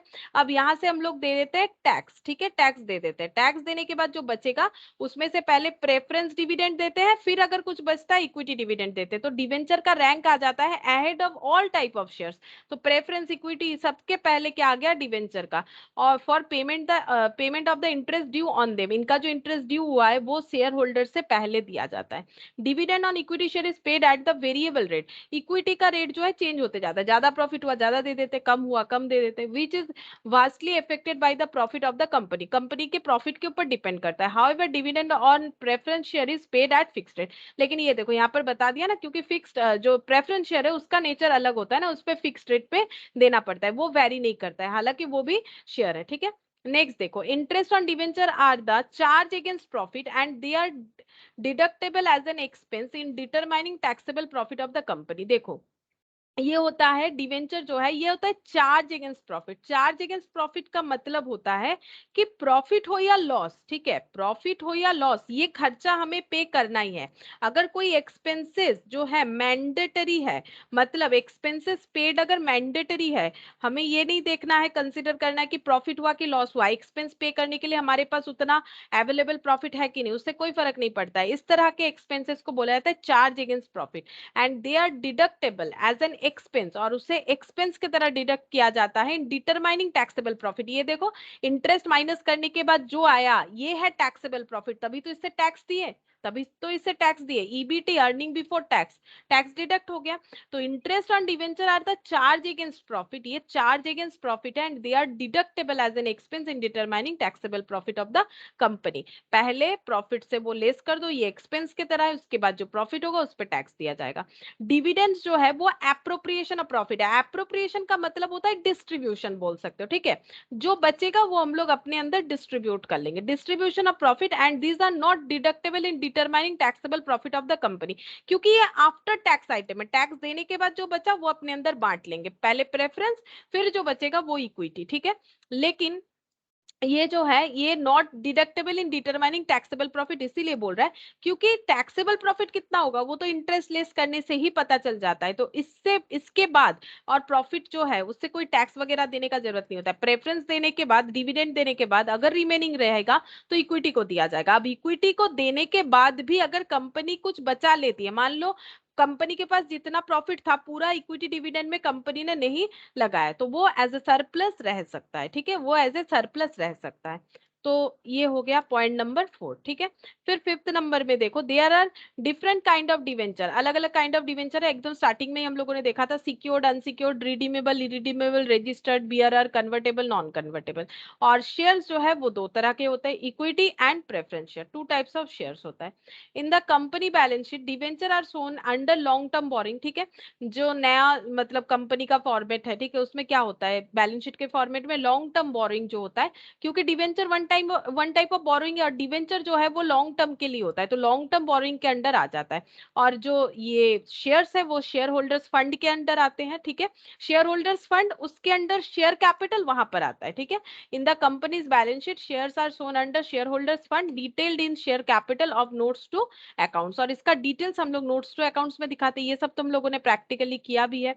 Debenture can be converted into other debenture or shares as per the term of the issue. अगर कन्वर्टेबल डिवेंचर इशू हुआ है तो डिवेंचर को फ्यूचर में डिवेंचर में कन्वर्ट किया जाता है। मतलब देखो, पहले 6% पर एनम वाला डिवेंचर था, अभी 7% पर एनम में कन्वर्ट कर दिया गया। ऐसा अगर पहले से ही डिटरमाइन था तो ऐसा हो सकता है, डिवेंचर को डिवेंचर में कन्वर्ट कर सकते हैं या फिर इसको शेयर्स में कन्वर्ट कर सकते हैं। बट शेयर को कभी भी दूसरे किसी शेयर्स में कन्वर्ट नहीं किया जाता है। Shares can not be converted into other shares in any circumstances, ठीक है। कभी भी शेयर जो है वो कन्वर्टेबल नहीं कर सकते हैं, मतलब स्पेशली इक्विटी का बात हो रहा है, ठीक है। Debentures can not B forfeited for non payment of call money. अगर जैसे हम लोग फॉरफीचर देख रहे थे शेयर का कि अगर कोई मतलब कॉल मनी नहीं दिया गया, लाइक अलॉटमेंट हो गया, first call, final call, second call, ठीक है, तो फिर फॉरफिट हो जाता है शेयर्स, ठीक है, नॉन पेमेंट पे। बट डिवेंचर का ऐसा कुछ नहीं होता है, डिवेंचर का कभी फॉरफीचर नहीं होता है। क्यों? क्योंकि यहाँ पर इस तरह से जो है कॉल मनी मतलब एक्चुअली यहाँ पर वो स्कोप रखा नहीं जाता है, ठीक है, कि बाद में पे करो तो तो उसका फॉरफिट हो जाएगा, ऐसा कोई पैटर्न नहीं फॉलो होता है। At maturity debenture holder get back their money as per the terms and condition of the redemption. तो इशू के टाइम पे बता दिया जाएगा 3 इयर्स 4 इयर्स कितने टाइम बाद जो है पेमेंट जो होगा, मतलब मैच्योर हो जाएगा डिवेंचर, तो डिवेंचर होल्डर को उनका पैसा वापस मिल जाएगा। और equity share holder can not gate back their money. Equity share holder को जो पेमेंट किया है वो कभी रिटर्न नहीं मिलता है, मतलब जो प्रिंसिपल अमाउंट उन्होंने बिजनेस में इन्वेस्ट किया था वो कभी रिटर्न नहीं मिलता है before the liquidation of the company, जब तक कंपनी बंद नहीं हो जाती है। However preference share holder can get back their money before liquidation. इनको मिल सकता है रिडेम्पशन ऑफ प्रेफरेंस शेयर होता है, जैसे रिडेम्पशन ऑफ डिवेंचर होता है, क्योंकि प्रेफरेंस शेयर्स भी एक पर्टिकुलर टर्म के लिए हम लोग इशू कर सकते हैं, बट इक्विटी का ऐसा कुछ नहीं होता है, ठीक है। तो इक्विटी शेयर होल्डर को कभी भी अपना पैसा रिटर्न नहीं मिलता है, इनको हमेशा डिविडेंड ही मिलता जाता है। और अगर कंपनी बंद हो गया, लिक्विडेट हो गया, तो इन्हें पैसा मिल सकता है। ये लाइन पे लग सकते हैं, लेकिन पहले डिवेंचर वाले लगेंगे, फिर प्रेफरेंस वाले लगेंगे, फिर जो है इक्विटी वाले लगेंगे। ये तो मैंने तीनों का बताया, बाकी और भी बहुत सारे लोग होते हैं जो कि लिक्विडेशन ऑफ कंपनी चैप्टर्स में रहता है, जैसे कि मान लो कोई वेजेस बाकी है, कुछ टैक्स ड्यूज है, तो वो तो बहुत ही लंबा चौड़ा एक लिस्ट होता है, उसका एक सीक्वेंस भी होता है, सीक्वेंस में कंपनी लिक्विडेट होने पे पे करती है। लेकिन अगर हम लोग ये तीनों का पूछे, ये तीन नेचर का चीज पूछे, तो सबसे पहले डिवेंचर होल्डर को मिलेगा अगर कंपनी लिक्विडेट में जा रही है, फिर प्रेफरेंस को, फिर अगर कुछ रिमेनिंग बचता है देन इक्विटी को मिलेगा। लेकिन इक्विटी को ऐसे नॉर्मली बिजनेस चलते हुए कभी भी कुछ पैसा रिटर्न नहीं मिलता है, उनको डिविडेंड जरूर मिलता है, लेकिन डिवेंचर होल्डर को मिलता है। 5 इयर्स का टर्म था लोन का, 5 इयर्स कंप्लीट, इनको क्या मिल जाएगा, इनका रिटर्न, मतलब इनका जो प्रिंसिपल इन्होंने इन्वेस्ट किया था वो मिल जाएगा। At the time of liquidation debenture holders are paid up before the share holder. अगर लिक्विडेट हो रहा है, अभी मैंने सीक्वेंस दिखाया था, डिवेंचर होल्डर जो है इनको पहले दिया जाएगा शेयर होल्डर के पहले। At the time of liquidation share holders are paid at last, सबसे लास्ट में, after paying debenture holder trade payable et cetera, ठीक है। तो पहले बाहर वाले को देना पड़ेगा, उसके बाद प्रेफरेंस आ जाएगा जो कि हाइब्रिड होता है इसका नेचर। आफ्टर दैट अगर कुछ बचेगा तो ही इक्विटी वाले को मिलेगा। अब टाइप्स ऑफ डिवेंचर देख लो, ये सिक्योरिटी के हिसाब से कन्वर्टेबल, परमानेंस, नेगोशिएबिलिटी एंड प्रायोरिटी के हिसाब से। तो देखो क्या क्या होता है, सिक्योरिटी के हिसाब से सिक्योर्ड होता है, अनसिक्योर्ड होता है। अनसिक्योर्ड को नेकेड डिवेंचर भी बोला जाता है। सिक्योर डिवेंचर का मतलब वही मॉर्गेज वाला डिवेंचर। अब मॉर्गेज दो तरह का हो सकता है, या तो फिक्स चार्ज के साथ या तो फ्लोटिंग चार्ज के साथ। देखो क्या बोल रहा है, this debenture are secured by ये charge upon some or all the asset of the company. मतलब जो चार्ज है, जो मॉर्गेज हम लोग रख रहे हैं, वो हम लोग कुछ एसेट का रख सकते हैं या फिर सारे एसेट का रख सकते हैं। इसीलिए इसके बेसिस पे दो टाइप होता है, fix charge, floating charge. A fix charge is a mortgage on specific asset, जैसे स्पेसिफिकली यही वाला लैंड जो है कंपनी को मॉर्गेज रखना है तो हो सकता है। This asset can not be sold without the consent of the debenture holder, क्योंकि देखो जब हम लोग कुछ मॉर्गेज रखेंगे ना, तो वो चीज पे हमारा जो है ओनरशिप और नहीं रहता है। अगर मेरा ओनरशिप में नहीं है तो हम कैसे सेल कर सकते हैं, अगर कर देते तो इलीगल हो जाएगा। बाई चांस अगर कर भी देते तो वो इलीगल, क्योंकि मॉर्गेज रखने पे पूरा डॉक्यूमेंट बनता है कि इस चीज को मॉर्गेज रख के इन्होंने मेरे से इतना लोन लिया है, ठीक है। तो नॉर्मली देखो अगर कोई ऑनेस्टली करना चाहे तो कर ही नहीं सकता है, क्योंकि सारे पेपर डॉक्यूमेंट बने हुए रहते हैं, ठीक है। तो नहीं कर सकता है कोई भी, तो कभी भी बेच नहीं सकते। हाँ, लेकिन वो यूज कर सकता है। मॉर्गेज लिया इसका मतलब ये नहीं है कि जो मॉर्गेज डिवेंचर होल्डर के घर पहुंच गया, मशीन वगैरह, फर्नीचर वगैरह, ऐसा नहीं होता है। The sale proceeds of the asset are utilised first for repaying debenture holder. Sale sale proceeds of this assets, ठीक है, अगर ये एसेट बेच के जो पैसा आ रहा है, are utilised first for repaying debenture holder. अगर बेचने का प्रॉब्लम हो, मतलब ऐसा हुआ कि बेचना पड़ेगा, तो बेच के जो पैसा आएगा वो सबसे पहले देना पड़ेगा डिवेंचर होल्डर को। ये कब हो सकता है, मान लो कंपनी लिक्विडेट में जा रही है तो हो सकता है, ठीक है। लेकिन जो मॉर्गेज वाला एसेट है उस पे पहला प्रायोरिटी किसका जाएगा, जिन्होंने, मतलब जिनके अगेंस्ट में वो मॉर्गेज हुआ था। अगर किसी डिवेंचर के अगेंस्ट में मॉर्गेज था तो वो सारे डिवेंचर होल्डर को पहले उससे रिकवरी होने पे जो आ रहा है वो पेमेंट मिलेगा। A floating charges generally covers all the asset of the company including future one. तो बोल रहा है कि फ्लोटिंग चार्जेस जो है वो सारे एसेट को कवर करेगा इंक्लूडिंग फ्यूचर वन। मतलब कंपनी अगर फ्यूचर में कोई एसेट खरीद रही है ना, तो वो भी उसके अंदर मॉर्गेज हो जाएगा, क्योंकि वो फ्लोटिंग है, ठीक है। कंपनी के पास ए बी सी 3 एसेट था, कंपनी ने और एक एसेट नया खरीदा डी, और फ्लोटिंग चार्ज कर रखा है, तो ये डी भी मॉर्गेज के अंडर आ जाएगा, वही चीज बोल रहा है, ठीक है। फ्यूचर में कोई एसेट खरीदेंगे तो खरीदेंगे, अगर हम लोगों ने फ्लोटिंग चार्ज कर रखा है तो वो भी आ जाएगा।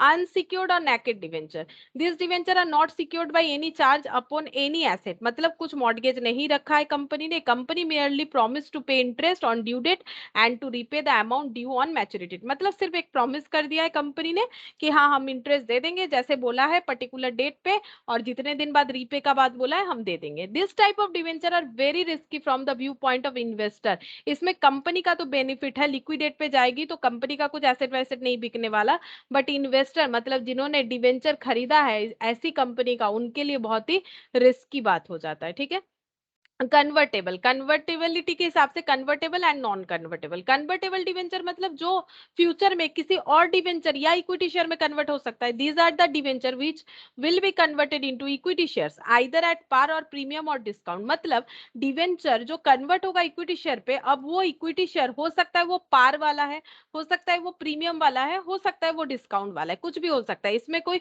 रूल्स नहीं है कि नहीं प्रीमियम वाला ही देना पड़ेगा, ऐसा बात नहीं है।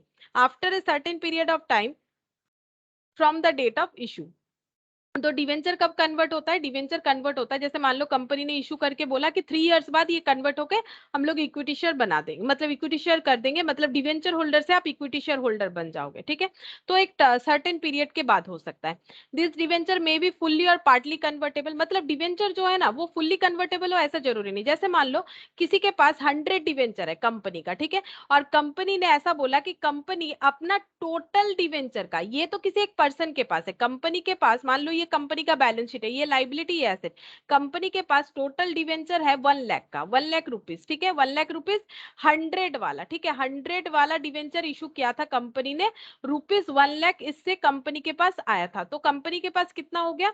1000 डिवेंचर हो गया। अब कंपनी बोल रही है कि ये नंबर हो गया 1000 डिवेंचर, कंपनी ने रेशियो बोला कि हम 2 डिवेंचर के अगेंस्ट में 1 शेयर इशू करेंगे। ठीक है, अगर किसी के पास 2 डिवेंचर है तो हम 1 शेयर इशू करेंगे, लेकिन इसके पहले और एक चीज बताया, फर्स्ट पॉइंट ये बताया कि हम 50% कन्वर्ट करेंगे, हम मेरे पूरे डिवेंचर का 50%, मतलब इसमें से 50% कन्वर्ट होगा, 50% जो है वो डिवेंचर ही रह जाएगा, मतलब 500 कन्वर्ट होगा, 500 डिवेंचर रह जाएगा। ठीक है, 500 डिवेंचर रह जाएगा, 500 जो है ये इक्विटी शेयर बनेगा। लेकिन उसके साथ भी कंपनी ने बोल दिया अगर 2 डिवेंचर है तो 1 शेयर ले लो, मतलब कंपनी को कितना शेयर इशू करना पड़ेगा? 500 डिवेंचर है तो 250 जो है शेयर इशू करना पड़ेगा, मतलब ये सब कंडीशन हो सकता है। तो डिवेंचर में भी फुल्ली और पार्टली कन्वर्टेबल, जैसे मैंने बोला कि 50% कन्वर्ट करना है, 50 नहीं, ये सब पहले ही बताना पड़ेगा, ये सब हम लोग एंड में नहीं बता सकते हैं, ये जब इशू हुआ है तभी कंपनी ने बता दिया होगा कि फुल्ली कन्वर्टेबल है, पार्टली कन्वर्टेबल है, क्या रेशियो से कन्वर्ट होगा, ये सारा चीज बता देना पड़ेगा। In future this debenture holders get a chance to become the share holder of the company, अगर कोई कन्वर्टेबल डिवेंचर होल्ड कर रहा है तो फ्यूचर में अगर कन्वर्जन होगा इन शेयर्स तो वो शेयर होल्डर बन सकता है कंपनी का। नॉन कन्वर्टेबल मतलब कन्वर्ट नहीं हो सकता है, these are the debenture which can not be converted into share in future as per the terms of issue, this debentures are repaid, तो ये कन्वर्ट नहीं होगा, ठीक है, ये नॉन कन्वर्टेबल है तो नॉर्मल इसका रीपेमेंट हो जाएगा। परमानेंस के हिसाब से देखो, रिडीमेबल और इरिडीमेबल, रिडीमेबल मतलब एक टर्म्स के लिए डिवेंचर इशू हुआ था 5 इयर्स 10 इयर्स, उसके बाद जो है वो रीपे करना पड़ेगा। This debentures are repayable as per the term of issue, for example after 8 years of the date of issue, अगर ऐसा कुछ टर्म्स है कि 8 इयर्स बाद जो है इशू के 8 इयर्स बाद रिडीम कर दिया जाएगा। इरिडीमेबल का मतलब होता है कि मतलब रिडीम नहीं होगा, तो क्या लाइफ टाइम कभी भी रिडीम नहीं होगा? होगा, only in case of liquidation, तो कंपनी जब तक जिंदा है, ठीक है, लिक्विडेशन मतलब तो मर गई कंपनी, बंद हो गया, ठीक है, कंपनी जब तक बंद नहीं हो रहा है तब तक ये डिवेंचर कभी रिडीम नहीं होगा, अगर कंपनी बंद हो रहा है तभी जाके रिडीम होगा। This debentures are not repayable during the life time of the company, these are also called perpetual, मतलब जो चलता जाता है, perpetual debenture, these are repaid only at the time of liquidation, अगर कंपनी का डेथ हो गया मतलब लिक्विडेट हो गए तो ऑब्वियसली ये रीपे हो जाएगा, तब वो रिडीमेबल हो जाएगा ऑटोमेटिकली। बट इरिडीमेबल का मतलब ये होता है कि during the life time of the company ये कभी भी रीपे नहीं होने वाला। ठीक है, नेक्स्ट हो जाएगा नेगोशिएबिलिटी। ठीक है, registered debenture or bearer debenture, इसके अंडर 2 पॉइंट आता है। 2 टाइप्स ऑफ डिवेंचर होता है। रजिस्टर्ड डिवेंचर मतलब the debenture are payable to a registered holder, मतलब उसका नाम रजिस्टर में होना चाहिए, ठीक है, उस डिवेंचर होल्डर का नाम रजिस्टर में होना चाहिए, उसको हम लोग बोलेंगे registered debenture. whose name, address and particular of holding is recorded in the register of debenture holder, जहां पर डिवेंचर होल्डर का सारा चीज जो है वो रजिस्टर किया हुआ है, लाइक नेम हो गया, एड्रेस हो गया, कितने सारे होल्डिंग है, क्या किस टाइप का डिवेंचर है, ठीक है। अगर ऐसा कुछ डॉक्यूमेंट है तो इसको हम लोग बोलते हैं registered debenture. They are not easily transferable, और ये डिवेंचर जो है इजीली ट्रांसफरेबल नहीं है। ऑब्वियस सा बात हो गया ना, अगर हमारा कोई लीगल डॉक्यूमेंट है जहां पर हम लोग रजिस्टर्ड है तो हम लोग चाहे तो नॉर्मली ऐसे ट्रांसफर नहीं कर सकते, ठीक है। इसको ट्रांसफर करने के लिए कुछ प्रोसेस वगैरह से हमें जाना पड़ेगा। The provision of the companies act 2013 are to be complied with for effecting transfer of this debenture, ठीक है। अगर ऐसे डिवेंचर, रजिस्टर्ड डिवेंचर को किसी को ट्रांसफर करना है तो कंपनीज एक्ट 2013 में जो भी प्रोविजंस है ट्रांसफर के अगेंस्ट में, ठीक है, उसके साथ एड पर होके चलना पड़ेगा, तब जाके ट्रांसफर कर सकते हैं, मतलब प्रोविजंस को फॉलो करना पड़ेगा। Debenture interest is paid either to the order of registered holder as expressed in the warrant issued by the company or the bearer of the interest coupon। बोल रहा है कि डिवेंचर का इंटरेस्ट किसको पे किया जाएगा, either to the order of registered holder as expressed in the warrant issued by the company, मतलब कंपनी का जो डिवेंचर होल्डर का रजिस्टर है वहां पर जिसका नाम रजिस्टर्ड है उनको मिलेगा, या फिर bearer of the interest coupon, मतलब डिवेंचर का इंटरेस्ट कूपन इशू करती है कंपनी, तो जिसके पास वो इंटरेस्ट कूपन है, अब किसके पास रहेगा, ऑब्वियसली जिसका नाम रजिस्टर्ड है उसी के पास रहेगा, किसी और के पास रह भी नहीं सकता है। तो अगर आपका नाम रजिस्टर्ड है डिवेंचर होल्डर के हिसाब से कंपनी के रजिस्टर में तो मिल जाएगा, या फिर उस पर्टिकुलर डिवेंचर का कूपन, इंटरेस्ट कूपन है आपके पास, मतलब आप रजिस्टर्ड हो तो मिल जाएगा। बियरर डिवेंचर, बियरर डिवेंचर का मतलब this debenture are transferable by delivery, ये इजी ट्रांसफरेबल है। These are negotiable instrument payable to the bearer, मतलब जिसके पास है वही ओनर है, जिसके पास है वही ओनर है। जैसे मेरे पास जो 10 रुपीज है, सपोज अगर मेरे पास अभी एक 10 रुपीज है तो हम क्या हो गए, इसके ओनर हो गए। लेकिन अगर ये 10 रुपीज से मैंने मान लो एक पेन खरीद लिया, ठीक है, तो मैंने जो है जिनसे खरीदा उस शॉप में वो 10 रुपीज दे दिया, ठीक है। अब उसका ओनर कौन हो गया, जो दुकानदार था वो हो गया, ठीक है। तो ये बियरर हो गया ना, मतलब जिसके पास है वो ओनर है, ठीक है। मैंने अगर उस 10 रुपीज से कुछ भी खरीदा, ठीक है, तो वो क्या हो गया, किसी और को चला गया वो पैसा, तो वो ओनर हो गया। अब वो चाहे उससे कुछ भी खरीदे, उससे मुझे कोई लेना देना नहीं है। तो this debenture are transferable by delivery, these are negotiable instrument payable to the bearer, no kind of record is kept. यहाँ पर कुछ रिकॉर्ड इसलिए बोल रहे हैं बियरर, ठीक है, कोई भी रिकॉर्ड इसका नहीं रहता है in respect of the holder of such debenture. कुछ रिकॉर्डिंग नहीं होगा, अगर रिकॉर्डिंग नहीं होगा तभी तो इजीली ट्रांसफरेबल है, जिसके पास है वही हो जाएगा, जो बियरर है वही उसका होल्डर हो जाएगा। Therefore the interest on it is paid to the holder irrespective of any identity. ये नहीं देखा जाता है कि हम लोग किसको पे कर रहे हैं, पर्सन का नाम नहीं देखना है।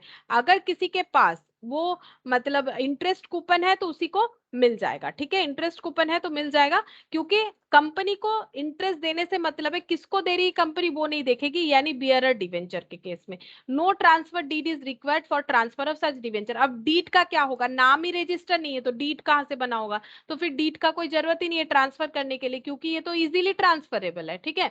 जैसे अगर 10 रुपीज मेरे पास जो है, अगर हम उससे कुछ खरीदना चाहते हैं उसके लिए मुझे कोई डिटेल्स, डॉक्यूमेंट्स ये सब थोड़ी ना करना पड़ता है, नहीं करना पड़ता है, ये इजीली ट्रांसफरेबल है, हम वो 10 रुपीज देके कुछ भी खरीद सकते हैं। तो no transfer deed is required for such debenture. अब फर्स्ट और सेकंड मॉर्गेज ये प्रायोरिटी के हिसाब से होता है। These debenture are payable first out of the property charge. These debenture are payable after satisfying the first mortgage debenture। मतलब अगर कोई डिवेंचर इशू करके कंपनी उसका नाम देती है फर्स्ट मॉर्गेज डिवेंचर, इसका मतलब अगर कोई मॉर्गेज मतलब कोई एसेट को ऑब्वियसली चार्ज में रखा गया होगा, मॉर्गेज रखा होगा, तो अगर एसेट बेचने का जरूरत हुआ, ठीक है, तो उससे जो भी रियलाइज होगा वो पेमेंट पहले फर्स्ट मॉर्गेज वाले को मिलेगा, क्योंकि वो फर्स्ट मॉर्गेज में आ रहे हैं, ठीक है, मतलब उनका प्रायोरिटी पहले, उसके बाद सेकंड मॉर्गेज वालों को मिलेगा। इस तरह से थर्ड मॉर्गेज भी हो सकता है, तो सेकंड के बाद अगर थर्ड है तो उसके बाद उनको मिलेगा, ठीक है, इस तरह से होता है। अब इशू ऑफ डिवेंचर, डिवेंचर कितने तरह से इशू हो सकता है, रिडीम हो सकता है। देखो डिवेंचर इशू हो सकता है पार पे, डिवेंचर इशू हो सकता है डिस्काउंट पे, डिवेंचर इशू हो सकता है प्रीमियम पे। फिर से पार डिस्काउंट प्रीमियम क्यों लिखा है, क्योंकि डिवेंचर का रिडीम के ऊपर अलग अलग मतलब एंट्रीज जो है वो हो सकता है। देखो डिवेंचर इशू पार पे हुआ, रिडीमेबल एट पार और एट डिस्काउंट। पार पे इशू हुआ, पार पे रिडीम हो सकता है, डिस्काउंट पे रिडीम हो सकता है, लेकिन प्रैक्टिकली डिस्काउंट पे रिडीम नहीं होता है। सोचो अगर मैंने किसी से लोन लिया 1 लाख, ठीक है, और हम उसको बोल रहे हैं कि हम 2 इयर्स बाद 80,000 देंगे, कोई क्यों मानेगा, कोई नहीं मानेगा, ठीक है, कोई नहीं मानेगा। तो ये यहाँ पर तो दे दिया है, बट प्रैक्टिकली जो है डिस्काउंट पे डिवेंचर रिडीम नहीं होता है, ठीक है। तो कितना सारा केस हो सकता है, अकाउंटिंग एंट्रीज के हिसाब से बोल रहा है कि इशू जो है वो पार पे हो गया, रिडीम पार पे भी हो सकता है, डिस्काउंट पे भी हो सकता है। इशू डिस्काउंट पे हो गया, रिडीम पार डिस्काउंट कुछ भी हो सकता है। प्रीमियम पे हुआ तो रिडीम पार डिस्काउंट हो सकता है। इशू अगर पार पे हुआ तो रिडीम प्रीमियम पे हो सकता है। इशू अगर डिस्काउंट पे हुआ तो रिडीम प्रीमियम पे हो सकता है। इशूड अगर प्रीमियम पे हुआ तो रिडीम पे, मतलब अलग अलग कॉम्बिनेशन के साथ लिखा है, ठीक है। ये जस्ट हम लोग एक बार रीड कर लिए और कुछ नहीं, इसको याद थोड़ी ना करना है। रिडेम्पशन एट डिस्काउंट में be a rare circumstances in practical life, तो प्रैक्टिकली ऐसा बहुत ही कम देखने को मिलेगा, ऐसा नहीं होता है, ठीक है। अब जर्नल एंट्री दिया हुआ है, देखो क्या बोल रहा है कि अगर डिवेंचर में भी क्या होता है, एप्लीकेशन अलॉटमेंट इस तरह से हो सकता है। एप्लीकेशन का पैसा जैसे शेयर पे मिलता है, bank account debit to debenture application, ठीक है, एप्लीकेशन का पैसा मिल गया, अब ये पैसा ट्रांसफर हो जाएगा कैपिटल में, डिवेंचर एप्लीकेशन टू, यहाँ पर डिवेंचर का नाम देना पड़ेगा, ठीक है। अब ये जो है जैसे वो शेयर कैपिटल था, ये लोन कैपिटल है ना, और इसका नाम क्या होता है, डिवेंचर होता है, तो हम लोग लिखेंगे डिवेंचर, और ये परसेंटेज मतलब मान लो 2% है, 5% है, ये देना पड़ेगा, जिससे समझ में आता है कि डिवेंचर कौन सा डिवेंचर क्या है। जैसे मान लो कंपनी को 3-4 तरह का डिवेंचर इशू कर रखी है, ठीक है, एक मान लो 2%, एक मान लो 5%, तो उसको हमें अलग से डिनोट करना पड़ेगा, तो ये परसेंटेज देना जरूरी होता है, ठीक है, इसी से पता चलता है कि क्या रेट ऑफ इंटरेस्ट है।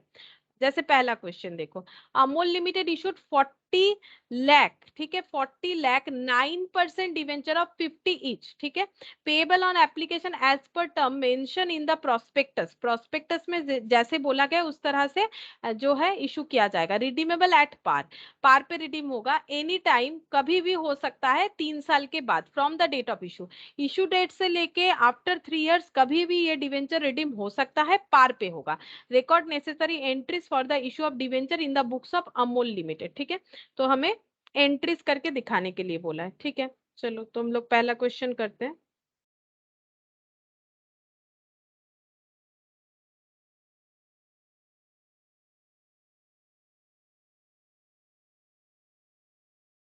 बुक्स ऑफ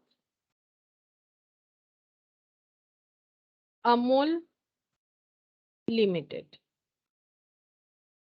कुछ डेट वेट नहीं दिया है, तो हम लोग नॉर्मल ऐसे ही कर लेते हैं, ठीक है, अपने हिसाब से। तो 40 लाख के आगे देखो कोई रुपीज नहीं है, ठीक है, तो ये क्या हो गया, नंबर ऑफ डिवेंचर, ठीक है, ये क्या हो गया, रेट ऑफ इंटरेस्ट, ये क्या हो गया, ये हो गया हम लोगों का पर वैल्यू, क्यों, नॉर्मली पर वैल्यू 100 होता है, अब क्वेश्चन में जो दिया वही फॉलो करना पड़ेगा। पेबल ऑन एप्लीकेशन, पूरा का पूरा ही एप्लीकेशन में दे देना है, क्योंकि इसके बाद का कोई कॉल बताया ही नहीं है, तो कैसे हो जाएगा, देखो यहाँ पर bank account debit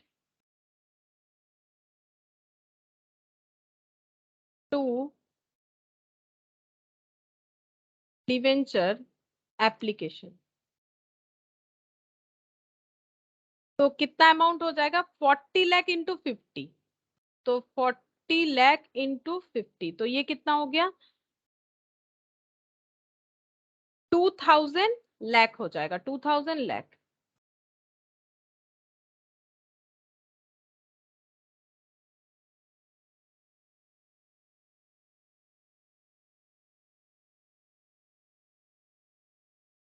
two thousand lakh, हाँ ठीक लिखा है मैंने, ठीक है। Being application money receive, being application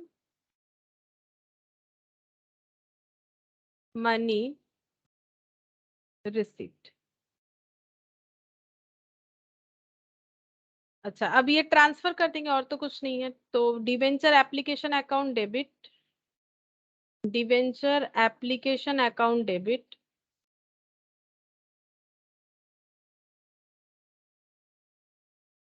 to 9% debentures account,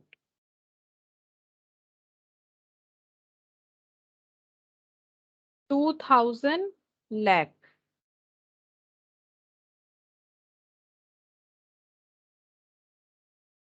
being application money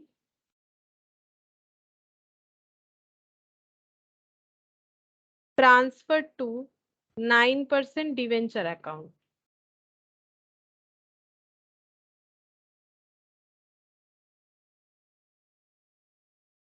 हो गया। अच्छा, अब ये वाला क्या है देखो यहाँ पर, लेकिन हम लोग को ना सिर्फ इशू बताया था, जो रिडेम्पशन है वो नहीं बताया था, ठीक है, कि कैसे रिडीम होगा, सिर्फ इशू का बताया था, हम लोगों ने इशू कर लिया, इशू का एंट्री कर दिया। Debenture issued at discount and redeemable at par और डिस्काउंट, तब कैसे एंट्री होगा? अगर डिवेंचर इशू हो रहा है at discount, issue price will be less than par value, discount का मतलब तो वही होता है, पर वैल्यू से भी कम पे इशू करेंगे तो वो डिस्काउंटेड इशू होता है, चाहे वो शेयर्स के लिए हो चाहे वो डिवेंचर के लिए हो। The difference between the two is considered as loss on issue of debenture. जैसे वहां पर हम लोग बोलते हैं ना डिस्काउंट ऑन इशू, शेयर्स में क्या बोलते हैं, डिस्काउंट ऑन इशू, यहाँ पर भी होगा डिस्काउंट ऑन इशू, या फिर इसको पूरा लिख सकते हैं loss on issue of debenture and is to be written off over the life of debenture. अब इस लॉस को कैसे राइट ऑफ करना है, जितने साल के लिए डिवेंचर इशू किया है, लाइक अगर डिवेंचर को 5 इयर्स के लिए इशू किया गया है, अब मान लो इशू करने के टाइम पे लॉस कितना होगा वो पता चल जाएगा। मान लो कंपनी ने डिवेंचर इशू किया है, 1 लाख डिवेंचर इशू किया है 80 रुपीज में, 100 वाला 80 में, मतलब 20 के लॉस में, यानी 80 लाख रुपीज जनरेट हुआ है और 20 लाख का लॉस हुआ है। क्यों? क्योंकि 1 लाख पे 20 रुपीज करके लॉस हुआ है, तो 20 लाख का लॉस हुआ है। अब ये 20 लाख का जो लॉस है जो कि इशू पे हुआ था, क्योंकि डिस्काउंट में इशू हुआ था, ये लॉस पूरे 5 इयर्स तक, 5 इयर्स में राइट ऑफ होगा। कैसे? जैसे अलग अलग मेथड होता है, एक बार हम जस्ट बताते हैं, मान लो 5 इयर्स हर साल इक्वली राइट ऑफ होगा तो 4 लाख करके राइट ऑफ होगा। लेकिन ये अलग अलग मेथड होता है, मेथड हम बताएंगे, लेकिन अभी हम ये सिस्टम बता रहे हैं कि बोल रहा है issue of debenture is to be return off over the life of debenture, तो 5 इयर्स में राइट ऑफ होगा थोड़ा थोड़ा करके। The entries with regard to issue are given below. अगर इस तरह का इशू होता है, एंट्रीज क्या होगा? Bank account debit to debenture application, debenture application account debit, discount on issue of debenture debit to percentage of debenture, ठीक है, इस तरह से एंट्री करना पड़ेगा।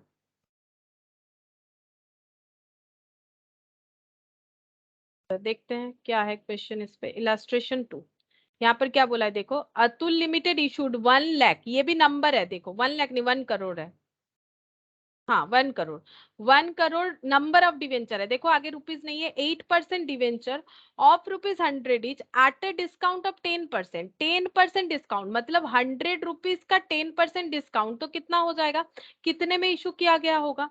90, है ना। 100 में से 10 माइनस कर दो, 90 rupees discount, sorry 10 rupees discount, यानी 90 रुपीज में इशू किया गया है, डिस्काउंटेड वैल्यू 90, डिस्काउंट अमाउंट 10, ठीक है। रिडीमेबल कैसे होगा? At par, at the end of 10th year, after 10, मतलब टर्म्स जो है वो 10 ईयर्स का है, ठीक है, 10 ईयर्स के लिए ये डिवेंचर इशू किए गए थे, 10 ईयर्स बाद जो है फुल मतलब जो प्रिंसिपल वैल्यू है वो रिपे कर दिया जाएगा, और पर पे ही रिपे किया जाएगा, मतलब जितना लिया गया है उतना ही रिपे किया जाएगा। Money was payable 30 on application, 60 on allotment, यहाँ पर अलॉटमेंट दिया है। Record necessary journal entry regarding issue of debenture, अगर हम लोग इशू कर रहे हैं डिवेंचर तो क्या एंट्री होगा, ठीक है, इशू कर रहे हैं डिवेंचर क्या एंट्री होगा। तो पहला वाला क्वेश्चन जो था ना, यहाँ पर हम लोग ना एक बार पॉइंट आउट कर लेते। पहला वाला जो क्वेश्चन था ये कैसा था? इशू एट पार, और रिडीम जो था, रिडीम एट, ये रिडीम का कुछ बोला था यहाँ पर, एक बार चेक कर लेते हैं। रिडीमेबल एट पार बोला था, ठीक है। क्वेश्चन देखो, ये पहला क्वेश्चन क्या था, इशूड एट पार था, redeem at par with 50 rupees, ठीक है, यहाँ पर इशू प्राइस 50 रखा गया था, जैसे क्वेश्चन बोलेगा। इलास्ट्रेशन 2 का क्वेश्चन ऐसा है कि इशूड एट जो है डिस्काउंट और रिडीम एट पार, ठीक है, issue issued at discount and redeem at par, ठीक है, इस टाइप का क्वेश्चन है ये। तो क्वेश्चन नंबर 2, इसका आंसर करते हैं, देखो। Books of Atul limited, books of Atul limited, तो सबसे पहले 30 रुपीज मिलेगा एप्लीकेशन का, तो bank account debit to debenture application, कितना अमाउंट हो जाएगा? 30 इंटू 1 करोड़, ठीक है, 1 करोड़ इंटू 30, तो 30 करोड़ हो जाएगा, तो 30 ऐसे हो गया, ठीक है, 30 और करोड़ में 7 जीरोस होते हैं, तो इस तरह से हो गया, being application money received,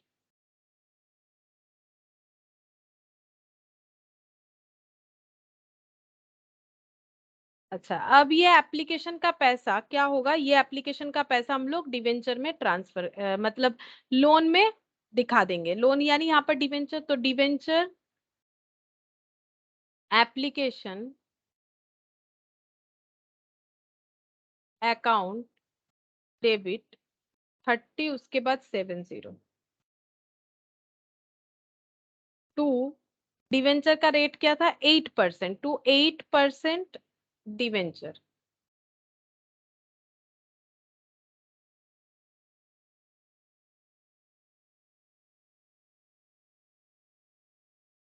being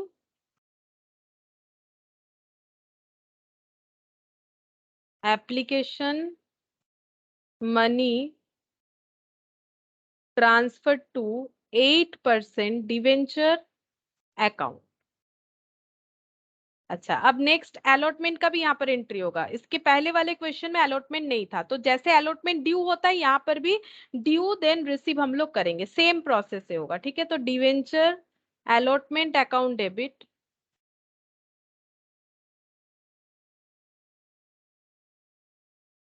to debenture allotment account debit to 8% debenture account. अच्छा, अब यहाँ पर जो डिस्काउंट है वो कहाँ एप्लीकेबल होगा, ये देखो 60 प्लस 30 कितना हो गया 90। ठीक है, तो यहाँ तो बोला नहीं था कि डिस्काउंट एप्लीकेशन पे लगाया गया है कि अलॉटमेंट में। जब कुछ नहीं बोलेगा तो हम लोग हमेशा अलॉटमेंट लेंगे।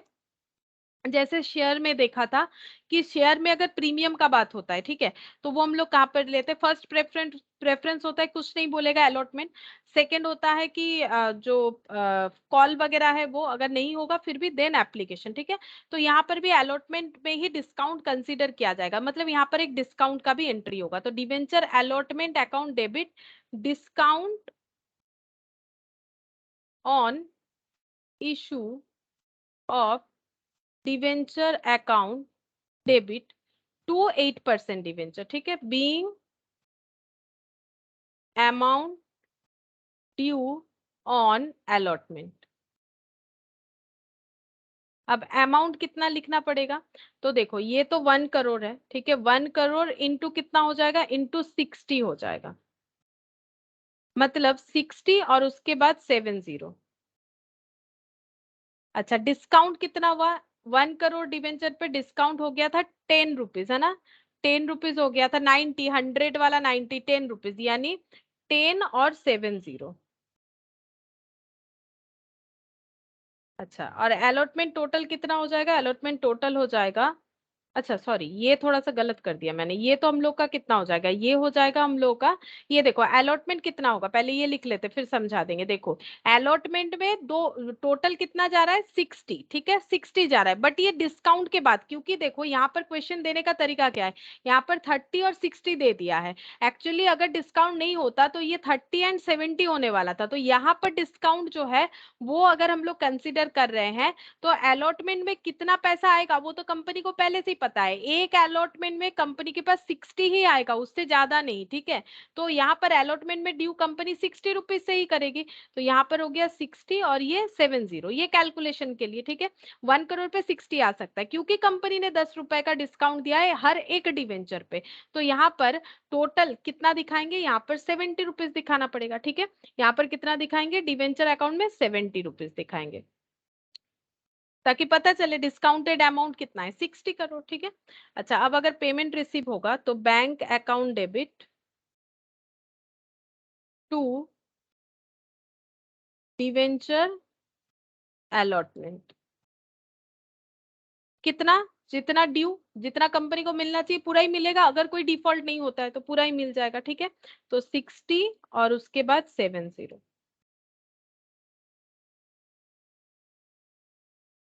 Being money received. ये हो गया इलस्ट्रेशन 2। अच्छा, इलस्ट्रेशन 3 देखो क्या बोल रहा है, debenture issued at premium redeemable at par और एट डिस्काउंट। अगर ऐसा होता है तो एंट्री कैसे होगा? When debenture are issued at premium, issue price is more than the par value, ये तो नॉर्मल बात है, पर वैल्यू से ज्यादा पे करेंगे तो ही वो प्रीमियम होता है।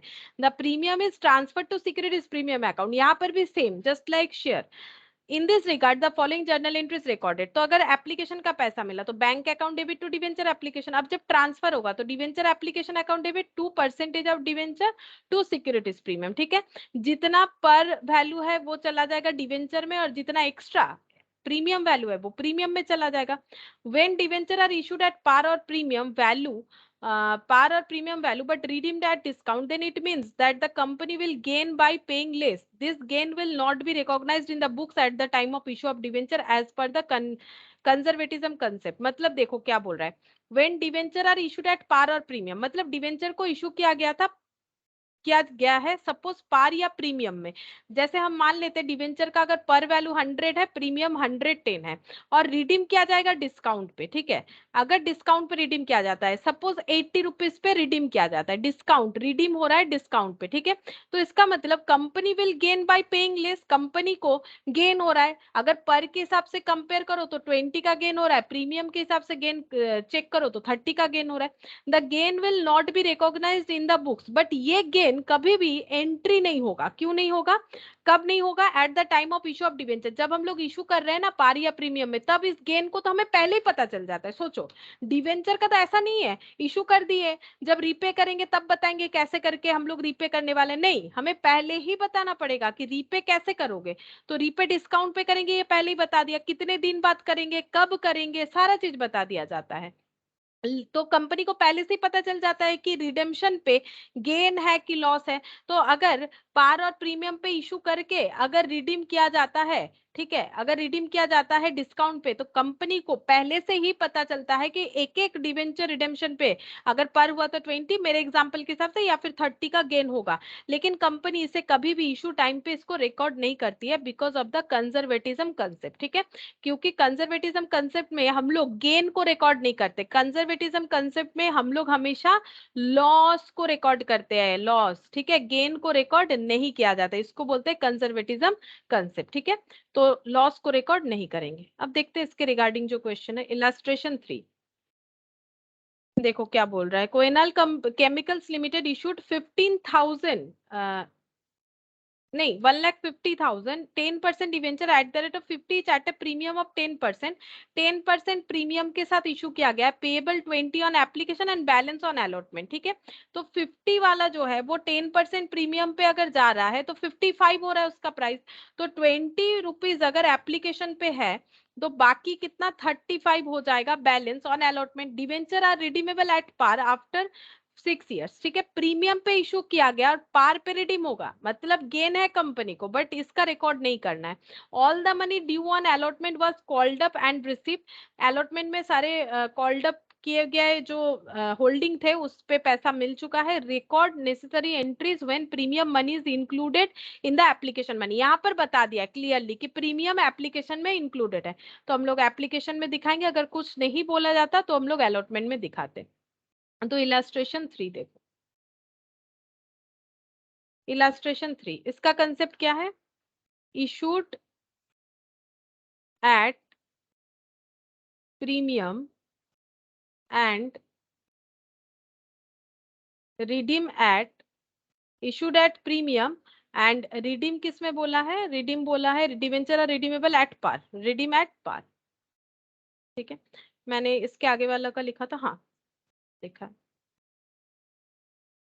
यहाँ पर करते देखो,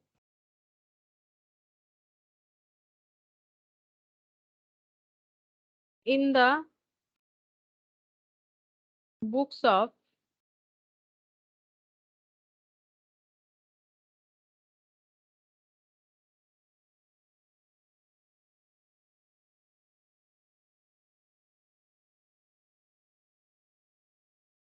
इन द बुक्स ऑफ कोएनल केमिकल लिमिटेड, ठीक है।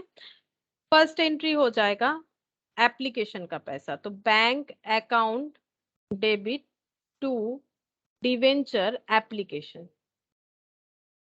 तो एप्लीकेशन में बोल रहा है कि प्रीमियम का पैसा इंक्लूडेड है, इसका मतलब ये 20 में प्रीमियम का पैसा इंक्लूडेड है, ठीक है। तो 20 इंटू 15, 1,50,000, ठीक है।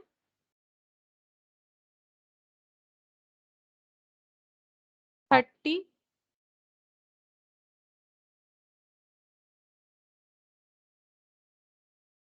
30 और यहाँ पर 1 2 3 4 5, 1 2 3 4 5, ठीक है, 30 लाख हो गया, ठीक है, 30 लाख। 3 4 5 6 7, 1 2 3 4 5 6, 1,50,000 देख लेते हैं, सही लिखा है कि नहीं। ओ 15 लाख है, सॉरी 15 लाख है, तो यहाँ पर और एक जीरो आ जाएगा।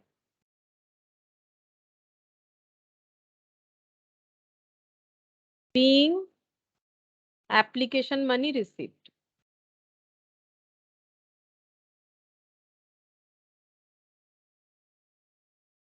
ठीक है, ये हो गया एप्लीकेशन मनी रिसिप्ट। अगर अब ये एप्लीकेशन मनी हम लोग को क्या करना पड़ेगा, अब हम लोग को इसको ट्रांसफर करना पड़ेगा लोन यानी डिवेंचर अकाउंट में। तो कैसे लिखेंगे, डिवेंचर एप्लीकेशन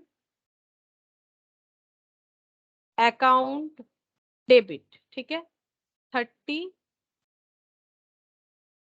कितना हो गया, टू 10% था, देख लेते एक बार, 10% था, हाँ, टू 10% डिवेंचर, मतलब जैसे शेयर में फेस वैल्यू होता है, यहाँ पर भी पर वैल्यू पे रिकॉर्ड हो जाएगा, और जो सिक्योरिटीज प्रीमियम है वो सिक्योरिटीज प्रीमियम बोल के जाएगा। सिक्योरिटीज प्रीमियम है 5 रुपीज, है ना, यहाँ पर दे दिया था 10%, 50 का 10% 5 रुपीज होता है।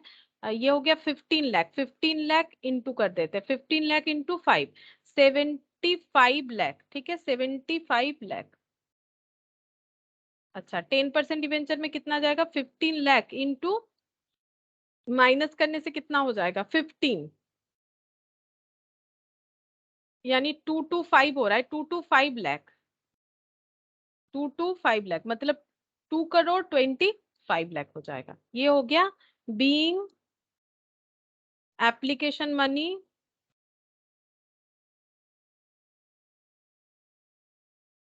ट्रांसफर टू डिवेंचर अकाउंट,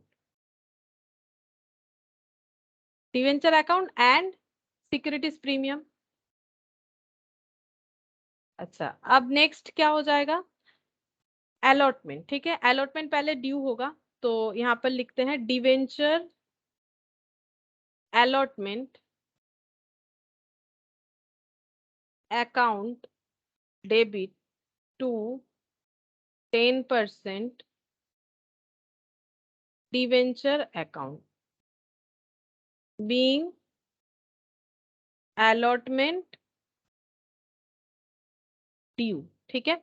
अब अलॉटमेंट में कितना कॉल किया जाएगा, बैलेंस, तो देखो 55 में ऑलरेडी 20 हम लोग बोल चुके हैं, तो बचा कितना 35, 35 इंटू 15 लाख, तो यहाँ पर लिख लेते हैं 35 इंटू 15 लाख, 15 लाख इंटू 35, तो ये कितना हो जाएगा, 15 इंटू 35 चेक कर लेते हैं, 15 इंटू 35, तो ये हो गया 525 लाख, ठीक है। तो 525 और लाख यानी 5 जीरो, 5,25,00,000, ये हो गया अलॉटमेंट का ड्यू। अब ऑल मनी वेयर रिसिप्ट बोला था, ठीक है, तो बैंक का एंट्री कर लेंगे, bank account debit to debenture allotment 5,25,00,000 क्योंकि फुल पेमेंट मिल चुका है। Being allotment money receipt, being allotment money receipt, अच्छा ये हो गया। नेक्स्ट देखो, debenture issued at par and redeemable at premium, ये सबसे ज्यादा इंपॉर्टेंट है, ठीक है। Debenture issued at par and redeemable at premium, तो यहाँ पर लिख लेते हैं, पहले ही हेडिंग कर लेते हैं, डिवेंचर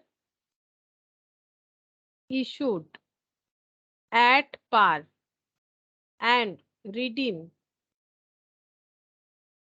एट प्रीमियम।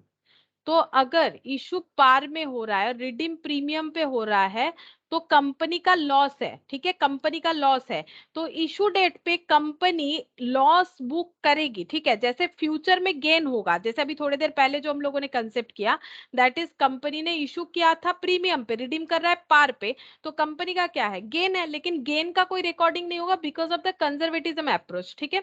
लेकिन लॉस का हमें एंट्री करना है, मतलब ये एक क्या है, ह्यूमन नेचर है, सारी चीज तो ह्यूमन नहीं बनाए हुए हैं, सारे जो कंसेप्ट वगैरह है, अकाउंट्स वगैरह है, वो भी तो कोई ह्यूमन नहीं बना है, ठीक है।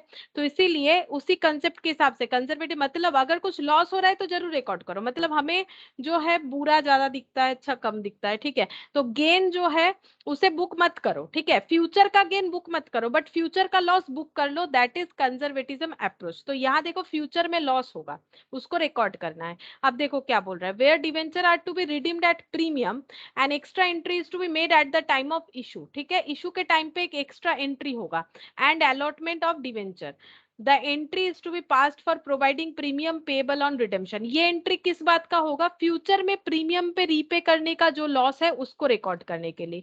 Debenture redemption premium account is personal account which represent a liability of the company in respect of premium payable on redemption. तो इसके लिए हम लोग जो अकाउंट यूज करेंगे वो क्या क्या है, debenture redemption premium account use करेंगे, जो कि एक पर्सनल अकाउंट है, और ये लाइबिलिटी को रिप्रेजेंट करेगा कि फ्यूचर में हमें एक्स्ट्रा अमाउंट पे करना पड़ेगा। In case the issue price is same as par value but the redemption value is more than par value, more than the per value, therefore redemption premium is recorded as loss on issue of debenture।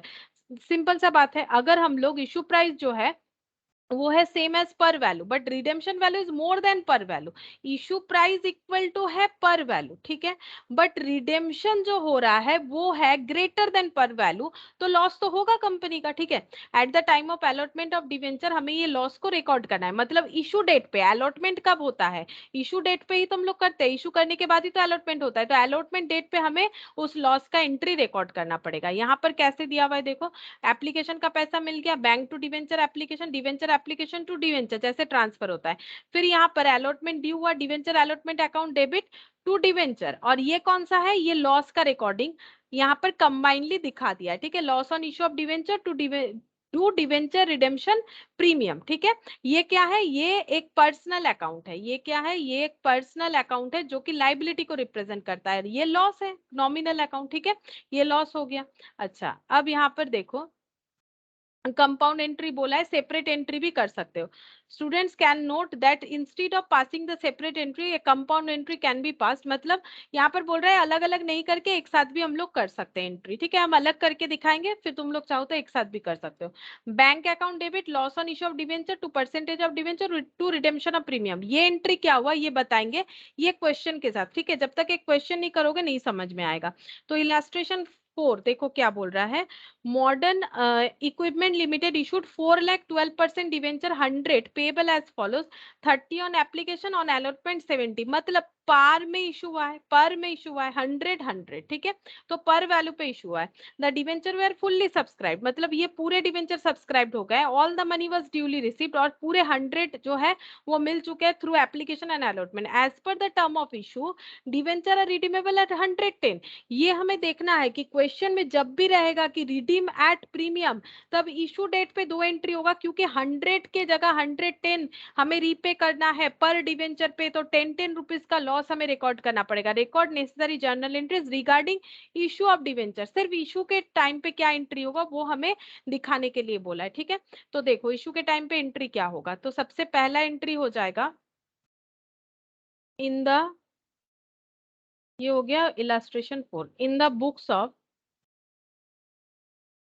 Equipment modern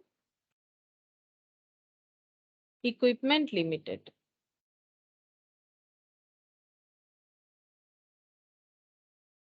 अच्छा first entry हो जाएगा bank account debit to debenture application, bank account debit to debenture application, तो कितना हो जाएगा 4 lakh into 30, 4 lakh into 30, मतलब 120 लाख, हम ऐसे लिख देते हैं, ठीक है, 120 लाख, लेकिन तुम लोग ऐसे मत लिखो, ठीक है, तुम लोग को कैसे लिखना है, तुम लोग 120L ऐसे लिख नहीं सकते, तुम लोग को यहाँ पर ऐसे लिखना पड़ेगा इन लैख, तो भी हो जाएगा, ठीक है, नहीं तो उतना सारा जीरो बार बार लिखना पड़ेगा। इन लैख हो गया। Being application money received,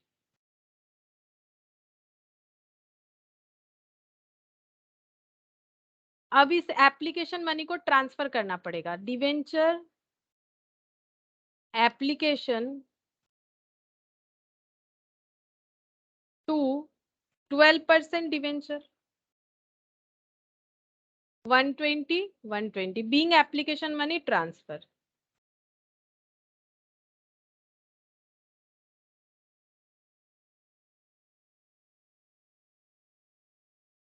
being application money transfer, ठीक है, एप्लीकेशन मनी ट्रांसफर हो गया। अब अलॉटमेंट का एंट्री करेंगे। डिवेंचर ड्यू एंट्री होगा पहले, debenture allotment account debit to 12% debenture. हम जो है कंबाइन नहीं कर रहे, अलग अलग दिखा रहे, फिर दिखा देंगे कंबाइन करने पे कैसे होगा। टू 12% डिवेंचर अकाउंट, अलॉटमेंट का कितना है, अलॉटमेंट का है 70, तो 4 लाख इंटू 70 हो जाएगा।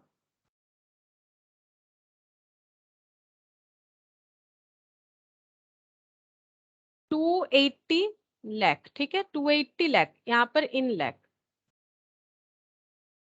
Being allotment due.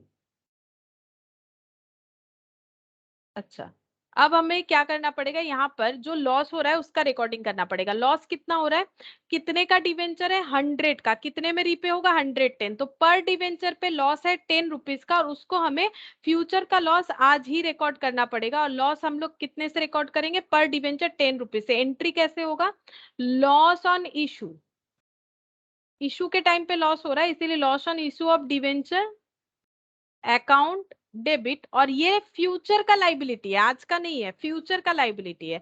तो टू डिवेंचर रिडेम्पशन प्रीमियम, तो 10 रुपीज करके है, एक एक पे लॉस 10 इंटू 4 लाख, ठीक है, 4 लाख इंटू 10 यानी हो गया 40 लाख, ठीक है, 40 लाख। तो इसको लिखेंगे being loss, being future loss recorded.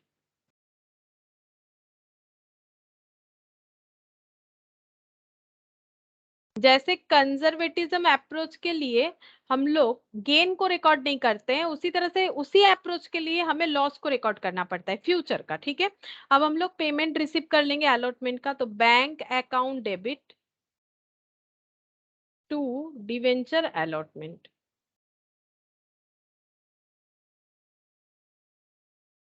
Being amount received. कितना अमाउंट रिसीव होगा, ये 280 लाख, ठीक है।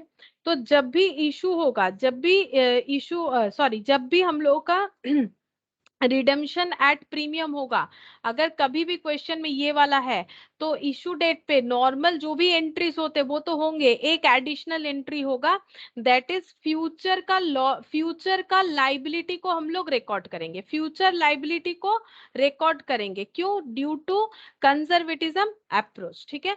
फ्यूचर का गेन भी हम लोगों ने देखा था, बट कंजर्वेटिज्म अप्रोच बोलता है गेन को रिकॉर्ड मत करो, लाइबिलिटी को रिकॉर्ड करो, ठीक है। क्योंकि लाइबिलिटी क्यों ऐसा बोला जाता है, क्योंकि वो पे करना पड़ेगा, ठीक है, इसी वजह से रिकॉर्ड करना जरूरी होता है।